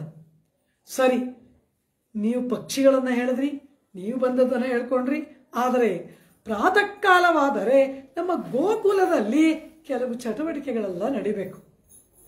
ನಮ್ಮ ತಿರುನಾರಾಯಣಪುರಂನಲ್ಲಿ ಧನುರ್ಮಾಸ ಪ್ರಾತಃ ಕಾಲದ ಲಕ್ಷಣಗಳಿಗೇನು? ಎಲ್ಲ ಭಾಗವತೋತ್ತಮರು ಕೈಂಕರ್ಯಪರರು ದೇವಸ್ಥಾನಕ್ಕೆ ಹೊರಡ್ತಾ ಇರ್ತಾರೆ, ತೀರ್ಥ ಕೈಂಕರ್ಯ ಮಾಡೋರು ಮಾಡ್ತಾ ಇರ್ತಾರೆ, ಧೂಪದೀಪಗಳ ಕೈಂಕರ್ಯ ಮಾಡೋರು ಮಾಡ್ತಾ ಇರ್ತಾರೆ. ಎಲ್ಲ ಪ್ರಾತಃ ಕಾಲದಲ್ಲಿ ಸ್ನಾನವನ್ನು ಮಾಡಿ ಶುಚಿರ್ಭೂತರಾಗಿ ದೇವಸ್ಥಾನಕ್ಕೆ ಹೋಗ್ತಾ ಇರ್ತಾರೆ. ಅದೆಲ್ಲ ಪ್ರಾತಃ ಕಾಲದ ಲಕ್ಷಣ. ಹಾಗೆ ಗೋಕುಲದಲ್ಲಿ ಪ್ರಾತಃ ಕಾಲದ ಲಕ್ಷಣ ಬೇಕಲ್ವಾ? ಸ್ತ್ರೀಯರೆಲ್ಲ ಸ್ನಾನ ಮಾಡಿ ಸುಂದರವಾಗಿ ಅಲಂಕಾರ ಮಾಡಿಕೊಂಡು ಹೂವನ್ನು ಮುಡಿದುಕೊಂಡು ದೇವಾಲಯಕ್ಕೆ ಹೊರಡ್ತಾ ಇರ್ತಾರೆ ಪ್ರಾತಃ ಕಾಲದ ಗೋಷ್ಠಿಗಾಗಿ. ಅದೆಲ್ಲ ಪ್ರಾತಃ ಕಾಲದ ಲಕ್ಷಣವಲ್ಲವಾ? ಆ ರೀತಿ ಗೋಕುಲದಲ್ಲಿ ಪ್ರಾತಃ ಕಾಲ ಆದರೆ ಕೆಲವು ಕ್ರಿಯೆಗಳು ನಡೆಯುತ್ತೆ. ಅದು ನಡೆದ್ರೆ ಬೆಳಗಾಗಿದೆ ಅಂತ ಅರ್ಥ, ಇಲ್ಲದೆ ಹೋದ್ರೆ ಬೆಳಗ್ಗೆ ಆಗಿಲ್ಲ ಅಂತ ಅರ್ಥ. ಪ್ರತಿ ದಿವಸ ಬೆಳಗಿನ ಜಾವ 4 ಗಂಟೆಗೆ ಒಬ್ರು ನಮ್ಮ ಮನೆ ಬಾಗಿಲಲ್ಲಿ ಹೋಗ್ತಾರೆ. ನೀವು ಗಡಿಯಾರನೇ ನೋಡಬೇಡ, ಅವ್ರು ಹೋದ್ರೆ 4 ಗಂಟೆ ಅಂತ ಅರ್ಥ. ಕಾರಣ ಏನು? ಅವ್ರು ಹೋಗೋ ಸಮಯ ಅದು. ಆ ರೀತಿ ಆ ಕ್ರಿಯೆ ನಡೆದ್ರೆ ಆ ವೇಳೆ ಆಗಿದೆ ಅನ್ನೋದು ಅರ್ಥ. ಆ ರೀತಿ ಗೋಕುಲದಲ್ಲಿ ಕೆಲವು ಕ್ರಿಯಾಕಲಾಪಗಳು ನಡೆದರೆ ಅದು ಪ್ರಾತಃ ಕಾಲದ ಸಂಕೇತ. ಏನು ನಡಿಬೇಕು ಅಂತ ಕೇಳಿದ್ರೆ, ಕಾಶಂ ಪಿರಪ್ಪಂ ಕಲಗಲಪ್ಪ ಕೈಪೇರ್ತೆ ವಾಸನರಂಕುಳಲಾಯ್ಚಿಯರ್ ಮತ್ತಿನಾಲೋಷಪಡುತ್ತ ತೈರರವಂ ಕೆಟ್ಟಿಲಯೋ. ಕಾಶಂ, ಕಾಸಿನ ಮಾಲೆ, ಇಷ್ಟಿಷ್ಟೆಲ್ಲ ಕಾಸಿರುತ್ತೆ ನೋಡಿ, ಕಾಶಿ ಮಾಲೆ ಅಂತೀವಿ ನಮ್ಮಲ್ಲಿ. ಆ ಕಾಸಿನ ಮಾಲೆ ಅದನ್ನ ಕೊರಳಲ್ಲಿ ಹಾಕಿಕೊಂಡಿದ್ದಾರೆ ಗೋಪಸ್ತ್ರೀಯರು. ಕಾಶಂ ಪಿರಪ್ಪಂ, ಚೌಕವಾಗಿ $1. ಅದನ್ನೆಲ್ಲ ಪೋಣಿಸಿ ಕೊರಳಲ್ಲಿ ಹಾಕೊಂಡಿರ್ತಾರಂತೆ. ಕಾಶಂ ಪಿರಪ್ಪಂ ಪರ್ಯವಚನ ಪಿಳ್ಳೆ ಹೇಳ್ತಾರೆ, ಅಚ್ಚುತ್ತಾಲಿ ಆಮೈತ್ತಾಲಿ ಅಂತ. ಹೆಣ್ಮಗಳನ್ನ ಮದುವೆ ಮಾಡಿ ಕಳಿಸ್ಬೇಕಾದ್ರೆ ತಾಯಿ ಮನೆಯಲ್ಲಿ ಒಂದು ಕೊರಳಲ್ಲಿ ಆಭರಣ ಹಾಕಿ ಕಳಿಸ್ತಾರಂತೆ, ಪತಿಯ ಮನೆಯಲ್ಲೇ ಆಭರಣ ಹಾಕ್ತಾರಂತೆ. ಇದೆಲ್ಲ ಕೊರಳಲ್ಲಿ ಹಾಕೊಂಡಿದ್ದಾಳಂತೆ ಆ ಗೋಪಕನ್ನಿಕೆಯರು. ಕಾಶಂ ಪಿರಪ್ಪಂ ಅಚ್ಚುತ್ತಾಲಿ ಆಮೈತ್ತಾಲಿ. ಆಮೈತ್ತಾಲಿ ಅಂದ್ರೆ ಏನು, ಅಚ್ಚುತ್ತಾಲಿ ಅಂದ್ರೆ ಏನು ಅಂದ್ರು. ಇವರಿಗೆ ಇಷ್ಟ ಬಂದ ಡಿಸೈನಲ್ಲಿ ಮಾಡಿಸ್ಕೊಳ್ಳೋದು ಅಚ್ಚುತ್ತಾಲಿ, ಹೀಗೆ ಹಾಕೊಳ್ಬೇಕು ಅನ್ನೋ ನಿಯಮ ಇರೋದು ಆಮೈತ್ತಾಲಿ. ಆ ರೀತಿ ವಿಧ ವಿಧವಾದ ಆಭರಣಗಳನ್ನ ಕೊರಳಲ್ಲಿ ತೊಟ್ಟಿದ್ದಾರಂತೆ. ಅಚ್ಚುತ್ತಾಲಿ ಆಮೈತ್ತಾಲಿ ಅಂತಾರೆ ಪೆರಿಯವಚನ ಪಿಳ್ಳೈ. ಕಾಶಂ ಪಿರಪ್ಪಂ ಈ ಕಾಸಿನ ಸರಗಳು, ಈ ಅಚ್ಚುತ್ತಾಲಿಯ ಸರಗಳು ಎಲ್ಲವೂ ಕೂಡ ಪಿರಪ್ಪಂ ಕಲಗಲಪ್ಪ ಕಲಕಲ ಅಂತ ಶಬ್ದ ಮಾಡ್ತಾ ಇದೆಯಂತೆ. ಯಾತಕ್ಕೆ ಶಬ್ದ ಮಾಡ್ತಾ ಇದೆ ಅಂದ್ರು, ಕೈಪೇರ್ತು ಎರಡೂ ಕೈಗಳನ್ನು ಕೂಡಿಸಿ ಪ್ರಾತಃ ಕಾಲದಲ್ಲಿ ಹಂಡೆ ಗಟ್ಲೆ ಮೊಸರು ಕಡಿತಾರೆ. ಎಷ್ಟು ಮೊಸರು ಕಡಿಬೇಕು? ಈ ಕೃಷ್ಣ ಗೋಕುಲದಲ್ಲಿ ಹುಟ್ಟಿದ ಮೇಲೆ ವಾಂಗ ಕುಡಂ ನಿರೈಕಂ ಒಳ್ಳಲ್ ಪೆರುಂ ಪಶುಕ್ಕಲ್, ಆ ಹಸುಗಳು ಹಾಲನ್ನು ಕೊಡ್ತಾನೇ ಇರುತ್ತೆ. ಇವ್ರಿಗೇನು ಕೆಲಸ? ಹಾಲು ಕಾಯಿಸು, ಮೊಸರು ಮಾಡು, ಬೆಣ್ಣೆ ಕಡಿತಾನೇ ಇರಬೇಕು. ಆ ರೀತಿ ಅಪರಿಮಿತವಾದ ಆ ಮೊಸರಿನ ಅಪಾರವಾದ ರಾಶಿಯನ್ನ ಕಡಿಯಬೇಕಾಗಿರೋದ್ರಿಂದ ಕೈಪೇರ್ತು ಎರಡೂ ಕೈಗಳನ್ನ ಸೇರಿಸಿ ಇವರು ರಭಸದಿಂದ ಕಡಿತಾರಂತೆ. ಹಾಗೆ ಕಡಿಯುವಾಗ ಇಡೀ ಶರೀರ ಅಲುಗಾಡುತ್ತಾ, ಕಿವಿಯಲ್ಲಿ ತೊಟ್ಟ ಆಭರಣ, ಕೊರಳಲ್ಲಿ ತೊಟ್ಟ ಆಭರಣ, ತೊಟ್ಟ ಒಡ್ಯಾಣದಲ್ಲಿರುವ ಕಿರುಗೆಜ್ಜೆಗಳು, ಕಾಲಲ್ಲಿ ತೊಟ್ಟ ನೂಪುರದ ಗೆಜ್ಜೆಗಳು, ಕೈಗಳಲ್ಲಿ ತೊಟ್ಟ ಬಳೆಗಳು, ಎಲ್ಲ ಆಭರಣಗಳು ಕೂಡ ಶಬ್ದ ಮಾಡುತ್ತಲ್ಲ, ಆ ಶಬ್ದ ಕೇಳಿಸ್ತಾ ಇದೆಯಾ? ಯಾರೋ ಒಬ್ಳು ತೊಟ್ಕೊಂಡು ಆಭರಣ ಏನೋ ಒಂದು ಜಣ್ಣಂದ್ರೆ ಎಚ್ಚರವ ಅಂದ್ಲು. ಹಾಗಲ್ಲ, ಗೋಕುಲದಲ್ಲಿರುವ 5 ಲಕ್ಷ ಕುಟುಂಬದ ಹೆಣ್ಮಕ್ಳು ಕೂಡ ಪ್ರಾತಃ ಕಾಲವಾದ್ರೆ ಮೊಸರು ಕಡಿತಾರಂತೆ. ಸೂರ್ಯೋದಯ ಆಗಕ್ಕೆ ಮುಂಚೆ ಮೊಸರು ಕಡಿಬೇಕು. ಕಾರಣ ಏನು? ಆಮೇಲೆ ಕಡಿದ್ರೆ ಅದು ಹುಳಿಯಾಗ್ಬಿಡುತ್ತೆ. ಹೇಗೆ ಬ್ರಾಹ್ಮ ಮುಹೂರ್ತದಲ್ಲಿ ಬ್ರಾಹ್ಮಣ ಅಗ್ರಹಾರದಲ್ಲಿ ಹೋಮ ಧೂಮ ಏಳುತ್ತದೆಯೋ, ಬ್ರಾಹ್ಮ ಮುಹೂರ್ತದಲ್ಲಿ ಆಹ್ನಿಕಗಳನ್ನು ಮಾಡಿ ಬ್ರಾಹ್ಮಣ ಅಗ್ರಹಾರದಲ್ಲಿ ಅಗ್ನಿ ಕಾರ್ಯ ನಡೆಯುತ್ತದೆಯೋ, ಆ ರೀತಿ ಆಯರ್ಪಾಡಿ ಗೊಲ್ಲರ ಕೇರಿಯಲ್ಲಿ ಮೊಸರನ್ನ ಕಡಿಬೇಕು ಸ್ತ್ರೀಯರು. ಅದು ಅವರ ಜಾತ್ಯುಚಿತ ಧರ್ಮ, ಅವರ ವರ್ಣಾಶ್ರಮ ಧರ್ಮ ಅಂದ್ಬಿಟ್ರು. ಗೋ ಸಂರಕ್ಷಣೆ ಅವರ ವರ್ಣ ಧರ್ಮ, ಮೊಸರನ್ನ ಕಡೆಯುವುದು ವರ್ಣಧರ್ಮ, ಹಾಲನ್ನು ಕರೆಯುವುದು ವರ್ಣಧರ್ಮ. ಅವರದನ್ನು ಮಾಡಲೇಬೇಕು. ಆದ್ರಿಂದ ಪ್ರಾತಃ ಕಾಲದಲ್ಲಿ ಕಾಶಂ ಪಿರಪ್ಪಂ ಕಲಗಲಪ್ಪ ಕೈಪೇರ್ತೆ, ಈ ಕೊರಳಲ್ಲಿ ತೊಟ್ಟ ಕಾಸಿನ ಮಾಲೆ, ಈ ಇತ್ಯಾದಿ ಆಭರಣಗಳು ಆ ಕಲಕಲ ಎಂಬುದಾಗಿ ಶಬ್ದ ಮಾಡುವಂತೆ ಕೈಪೇರ್ತೆ ಕೈಯನ್ನು ಕೂಡಿಸಿ ಕಲಗಲಪ್ಪ ಕೈಪೇರ್ತೆ ವಾಶನರಂಕುಳಲಾಯ್ಚಿಯರ್. ವಾಶಂ ನರುಂ, ವಾಶಂ ಪರಿಮಳವನ್ನ, ನರುಂ ಬೀರತಕ್ಕಂತಹ, ಕುಜಲ್ ತಲೆಗೂದಲನ್ನು ಉಳ್ಳಂತಹ, ಆಯ್ಚಿಯರ್ ಗೋಪಕನ್ನಿಕೆಯರು, ಗೋಪಸ್ತ್ರೀಯರು ಮತ್ತಿನಾಲ್ ಕಡೆಗೋಲಿನಿಂದ ಓಶೆ ಪಡುತ್ತ ಶಬ್ದ ಮಾಡಿದಂತಹ ತೈರ್ ಮೊಸರಿನ ರವಂ ಶಬ್ದವು ಕೇಟ್ಟಿಲೆಯೋ. ಇಷ್ಟು ಹೇಳ್ತಾಳೆ ಅಂದರೆ ಎಷ್ಟು ಶಬ್ದಗಳು ಇಲ್ಲಿದೆ. ಏನೋ ಒಂದು ಕಡೆಗೋಲು ಒಂದು ಮೊಸರು ಕಡಿದ್ರೆ ಅದೊಂದು ದೊಡ್ಡ ಶಬ್ದವ, ನಿದ್ರೆಯಿಂದ ಹೇಳೋ ಅಷ್ಟು ದೊಡ್ಡ ಶಬ್ದವ ಅದು ಅಂತ ಕೇಳಿದ್ರೆ, ಇಲ್ಲಿ ಆಂಡಾಳು ಹೇಳ್ತಾಳೆ ಇದು ಒಂದ ಎರಡ ಎಷ್ಟು ಶಬ್ದ ಇದೆ. ಗೋಪಸ್ತ್ರೀಯರು ತೊಟ್ಟ ಆಭರಣಗಳ ಶಬ್ದವಿದೆ. ಅನಂತರ ಆ ಗೋಪಸ್ತ್ರೀಯರು ಆ ಪರಮಾತ್ಮನನ್ನ ಪ್ರಾತಃ ಕಾಲದಲ್ಲಿ ಮೊಸರನ್ನ ಕಡಿಯುವ ಕಾಲದಲ್ಲಿ ಕೃಷ್ಣನನ್ನ ಕುರಿತು ನಾಮಗಳನ್ನ ಹಾಡ್ತಾರಂತೆ. ಕೃಷ್ಣ ಗುಣಗಾನವನ್ನ ಮಾಡ್ತಾರೆ, ಹಾಡ್ತಾ ಮೊಸರನ್ನ ಕರೀತಾರಂತೆ. ಪರಮಾತ್ಮನ ನಾಮ ಸಂಕೀರ್ತನೆ ಮಾಡುತ್ತಾ ಮೊಸರನ್ನ ಕಡಿತಾರೆ. ಆ ಹಾಡಿನ ಒಂದು ಶಬ್ದ. ಅನಂತರ ವಾಶನರಂಕುಳಲ್ ಅವರ ಕಡೆಯುವ ರಭಸಕ್ಕೆ ಕಟ್ಟಿಕೊಂಡ ಮುಡಿ ಬಿಚ್ಚೋಗಿದೆಯಂತೆ. ಆ ಬಿಚ್ಚಿದ ಕೂದಲಿನಿಂದ ಪರಿಮಳ ಬರ್ತಾ ಇದೆಯಂತೆ. ಒಳ್ಳೆಯ ಜಾತಿಯ ಸ್ತ್ರೀಯರಲ್ಲವಾ, ತಲೆ ಕೂದಲಿನಲ್ಲಿ ಸ್ವಾಭಾವಿಕವಾದ ಪರಿಮಳ. ಆ ಪರಿಮಳಕ್ಕೆ ಆಕರ್ಷಿತರಾಗಿ ದುಂಬಿಗಳೆಲ್ಲ ಬಂದಿದೆಯಂತೆ. ಅದರ ಝೇಂಕಾರದ ಶಬ್ದ, ಅನಂತರ ಮೊಸರಿನ ಶಬ್ದ, ಕಡೆಗೋಲಿನ ಶಬ್ದ. ಇಷ್ಟು ಮಾತ್ರವಾ, ಎಲ್ಲಾರ ಮನೆಯಲ್ಲೂ ಹೊಸದಾಗಿ ಬರುವ ಬೆಣ್ಣೆಯ ಆಸೆಗಾಗಿ ಈ ಕಳ್ಳ ಬೇರೆ ಬಂದು ನಿಂತಿದ್ದಾನೆ, ಇವನು ಬೇರೆ ಕುಣಿದಾಡ್ತಾ ಇದ್ದಾನೆ, ಇವನ ಕಾಲಿನ ನೂಪುರದ ಶಬ್ದ. ಎಷ್ಟು ಶಬ್ದ ಇದೆ ನಂದಗೋಕುಲದಲ್ಲಿ. ಪ್ರಾತಃ ಕಾಲದಲ್ಲಿ ನಂದ ಗೋಕುಲ ಮಂಗಳಕರವಾದ ಶಬ್ದದ ಸಾಗರವಾಗಿ ಬಿಟ್ಟಿದೆ. ಮಂಗಳ ರವ ಸಾಗರವಾಗಿದೆ ಆ ನಂದಗೋಕುಲ. ಪ್ರಾತಃ ಕಾಲದಲ್ಲಿ ಇವರೆಲ್ಲರೂ ಕೂಡ ಆ ಮೊಸರನ್ನು ಕಳೆಯುವಾಗ ಏನು ಮಾಡ್ತಾರೆ? ಇವರಿಗೆ ಏನು ಗೊತ್ತು? ಕೃಷ್ಣನ ವರದಾಗಿ ಏನೂ ತಿಳಿಯದವರು ಇವರು. 3 ಹೊತ್ತು ಕೃಷ್ಣ ಕೃಷ್ಣ ಕೃಷ್ಣ ಕೃಷ್ಣ. ಅದು ಬಿಟ್ಟು ಇವರಿಗೆ ಬೇರೆ ವೇಳೆಯೇ ಇವರಿಗೆ ಇಲ್ಲ, ಬೇರೆ ಇವರಿಗೆ ಕಾರ್ಯಕ್ರಮವೇ ಇಲ್ಲ ಅಲ್ಲವಾ? ಆದ್ರಿಂದ ಪ್ರಾತಃ ಕಾಲದಲ್ಲಿ ಆ ಮೊಸರನ್ನ ಕಳೆಯುವ ಕಾಲದಲ್ಲಿ, ಪ್ರಾತಃ ಕಾಲವಲ್ಲವ, ಕೃಷ್ಣ ಪರಮಾತ್ಮನ ಕಣ್ಣುಗಳು ಮೆಲ್ಲಗೆ ತೆರೆಯುತ್ತಂತೆ. ಹೇಗೆ ಅಂದ್ರು, ತಾವರೆಯ ಪುಷ್ಪ ರಾತ್ರಿ ಆದರೆ ಮುಚ್ಚಿಕೊಳ್ಳುತ್ತೆ, ಪ್ರಾತಃ ಕಾಲವಾದರೆ ಅರಳತ್ತೆ. ಹೇಗೆ ಅರಳತ್ತೆ? ಸೂರ್ಯನ ಕಿರಣಗಳು ಸ್ವಲ್ಪ ಸ್ವಲ್ಪ ಸ್ವಲ್ಪ ಸ್ವಲ್ಪ ಅದ್ರ ಮೇಲೆ ಬೀಳ್ತಾ ಮೆಲ್ಲ ಮೆಲ್ಲಗೆ ಮೆಲ್ಲ ಮೆಲ್ಲಗೆ ಅರಳತ್ತೆ. ಅದು ಒಂದೇ ಸರಿಗೆ ಈಗ ಅರಳಲ್ಲ ಪುಷ್ಪ, ನಿಧಾನವಾಗಿ ಕ್ರಮೇಣ ಅರಳತ್ತಲ್ಲವ. ಆ ರೀತಿ ಪ್ರಾತಃ ಕಾಲವಾದರೆ ಕೃಷ್ಣನ ಕಣ್ಣೆಂಬ ಕಮಲಗಳು ಸೂರ್ಯನ ಕಿರಣಗಳ ಸ್ವಲ್ಪ ಸ್ವಲ್ಪ ಸ್ಪರ್ಶದಿಂದ ನಿಧಾನವಾಗಿ ಅರಳುವ ಕೃಷ್ಣನ ತಾವರೆಯ ಕಣ್ಣುಗಳ ಸೌಂದರ್ಯವನ್ನ ಕುರಿತು ಇವರು ಮೊಸರು ಕಡಿಯುವಾಗ ಹಾಡ್ತಾರಂತೆ. ಯಾನಿ ಯಾನೀಹ ಗೀತಾನಿ ತದ್ಬಾಲಚರಿತಾನಿ ಚ ದಧಿ ನಿರ್ಮಂಥನೆ ಕಾಲೇ ಸ್ಮರಂತಿ ತಾನ್ಯಗಾಯತ. ಪ್ರಾತಃ ಕಾಲದಲ್ಲಿ ಯಾನಿ ಯಾನೀಹ ಗೀತಾನಿ, ಇವರಿವರೇ ಹಾಡುಗಳು, ಇವರೇ ಕವಿಗಳು, ಇವರೇ ಸಂಗೀತಗಾರರು, ಇವರೇ ಮ್ಯೂಸಿಕ್ ಡೈರೆಕ್ಟರು, ಎಲ್ಲ ಇವರೇ. ಏನು ಮಧುರವಾಗಿ ಹಾಡ್ತಾರೆ. ಕೃಷ್ಣನಾಮ ಸಂಕೀರ್ತನೆ ಅಲ್ಲವಾ? ತಿರುವಾಯ್ಮೊಳಿಯಲ್ಲಿ ನಮ್ಮಾಳ್ವಾರ ಹಾಡ್ತಾರೆ, ಎಂಗನೇ ಸೊಲ್ಲಿರುಂ ಇನ್ಬಂ ಪಯಕ್ಕುಮೆ. ಈ ತಿರುವಾಯ್ಮೊಳಿಯನ್ನ ನೀವು ಹೇಗೆ ಹೇಳಿ ಆನಂದ ಏರ್ಪಡುತ್ತೆ ಅಂದರು. ಎಲ್ಲಿ ಬೇಕಾದರೂ ಹೇಳಿ, ಹೇಗೆ ಬೇಕಾದರೂ ಹೇಳಿ, ಎಂಗನೇ ಸೊಲ್ಲಿರುಂ ಇನ್ಬಂ ಪಯಕ್ಕುಮೆ. ಕಾರಣ ಏನು? ಅದು ಪರಮಾತ್ಮನ ಗುಣಗಾನವಲ್ಲವ, ಅದು ಭಗವಂತನ ಗುಣಾನುಭವವಲ್ಲವ. ಹಾಗೆ ಈ ಗೋಪಸ್ತ್ರೀಯರು ಕೂಡ ಕೃಷ್ಣನನ್ನ ಕುರಿತು ಹಾಡುವುದರಿಂದ ಅವರು ಏನು ಹಾಡಿದ್ರೆ ಅದೇ ಅತ್ಯಂತ ಮಧುರವಾಗಿದೆ. ಯಾನಿ ಯಾನೀಹ ಗೀತಾನಿ ತದ್ ಬಾಲಚರಿತಾನಿ ಚ. ಕೃಷ್ಣ ಪರಮಾತ್ಮನ ಬಾಲಲೀಲೆಗಳನ್ನ ಗಾನ ಮಾಡ್ತಾರೆ.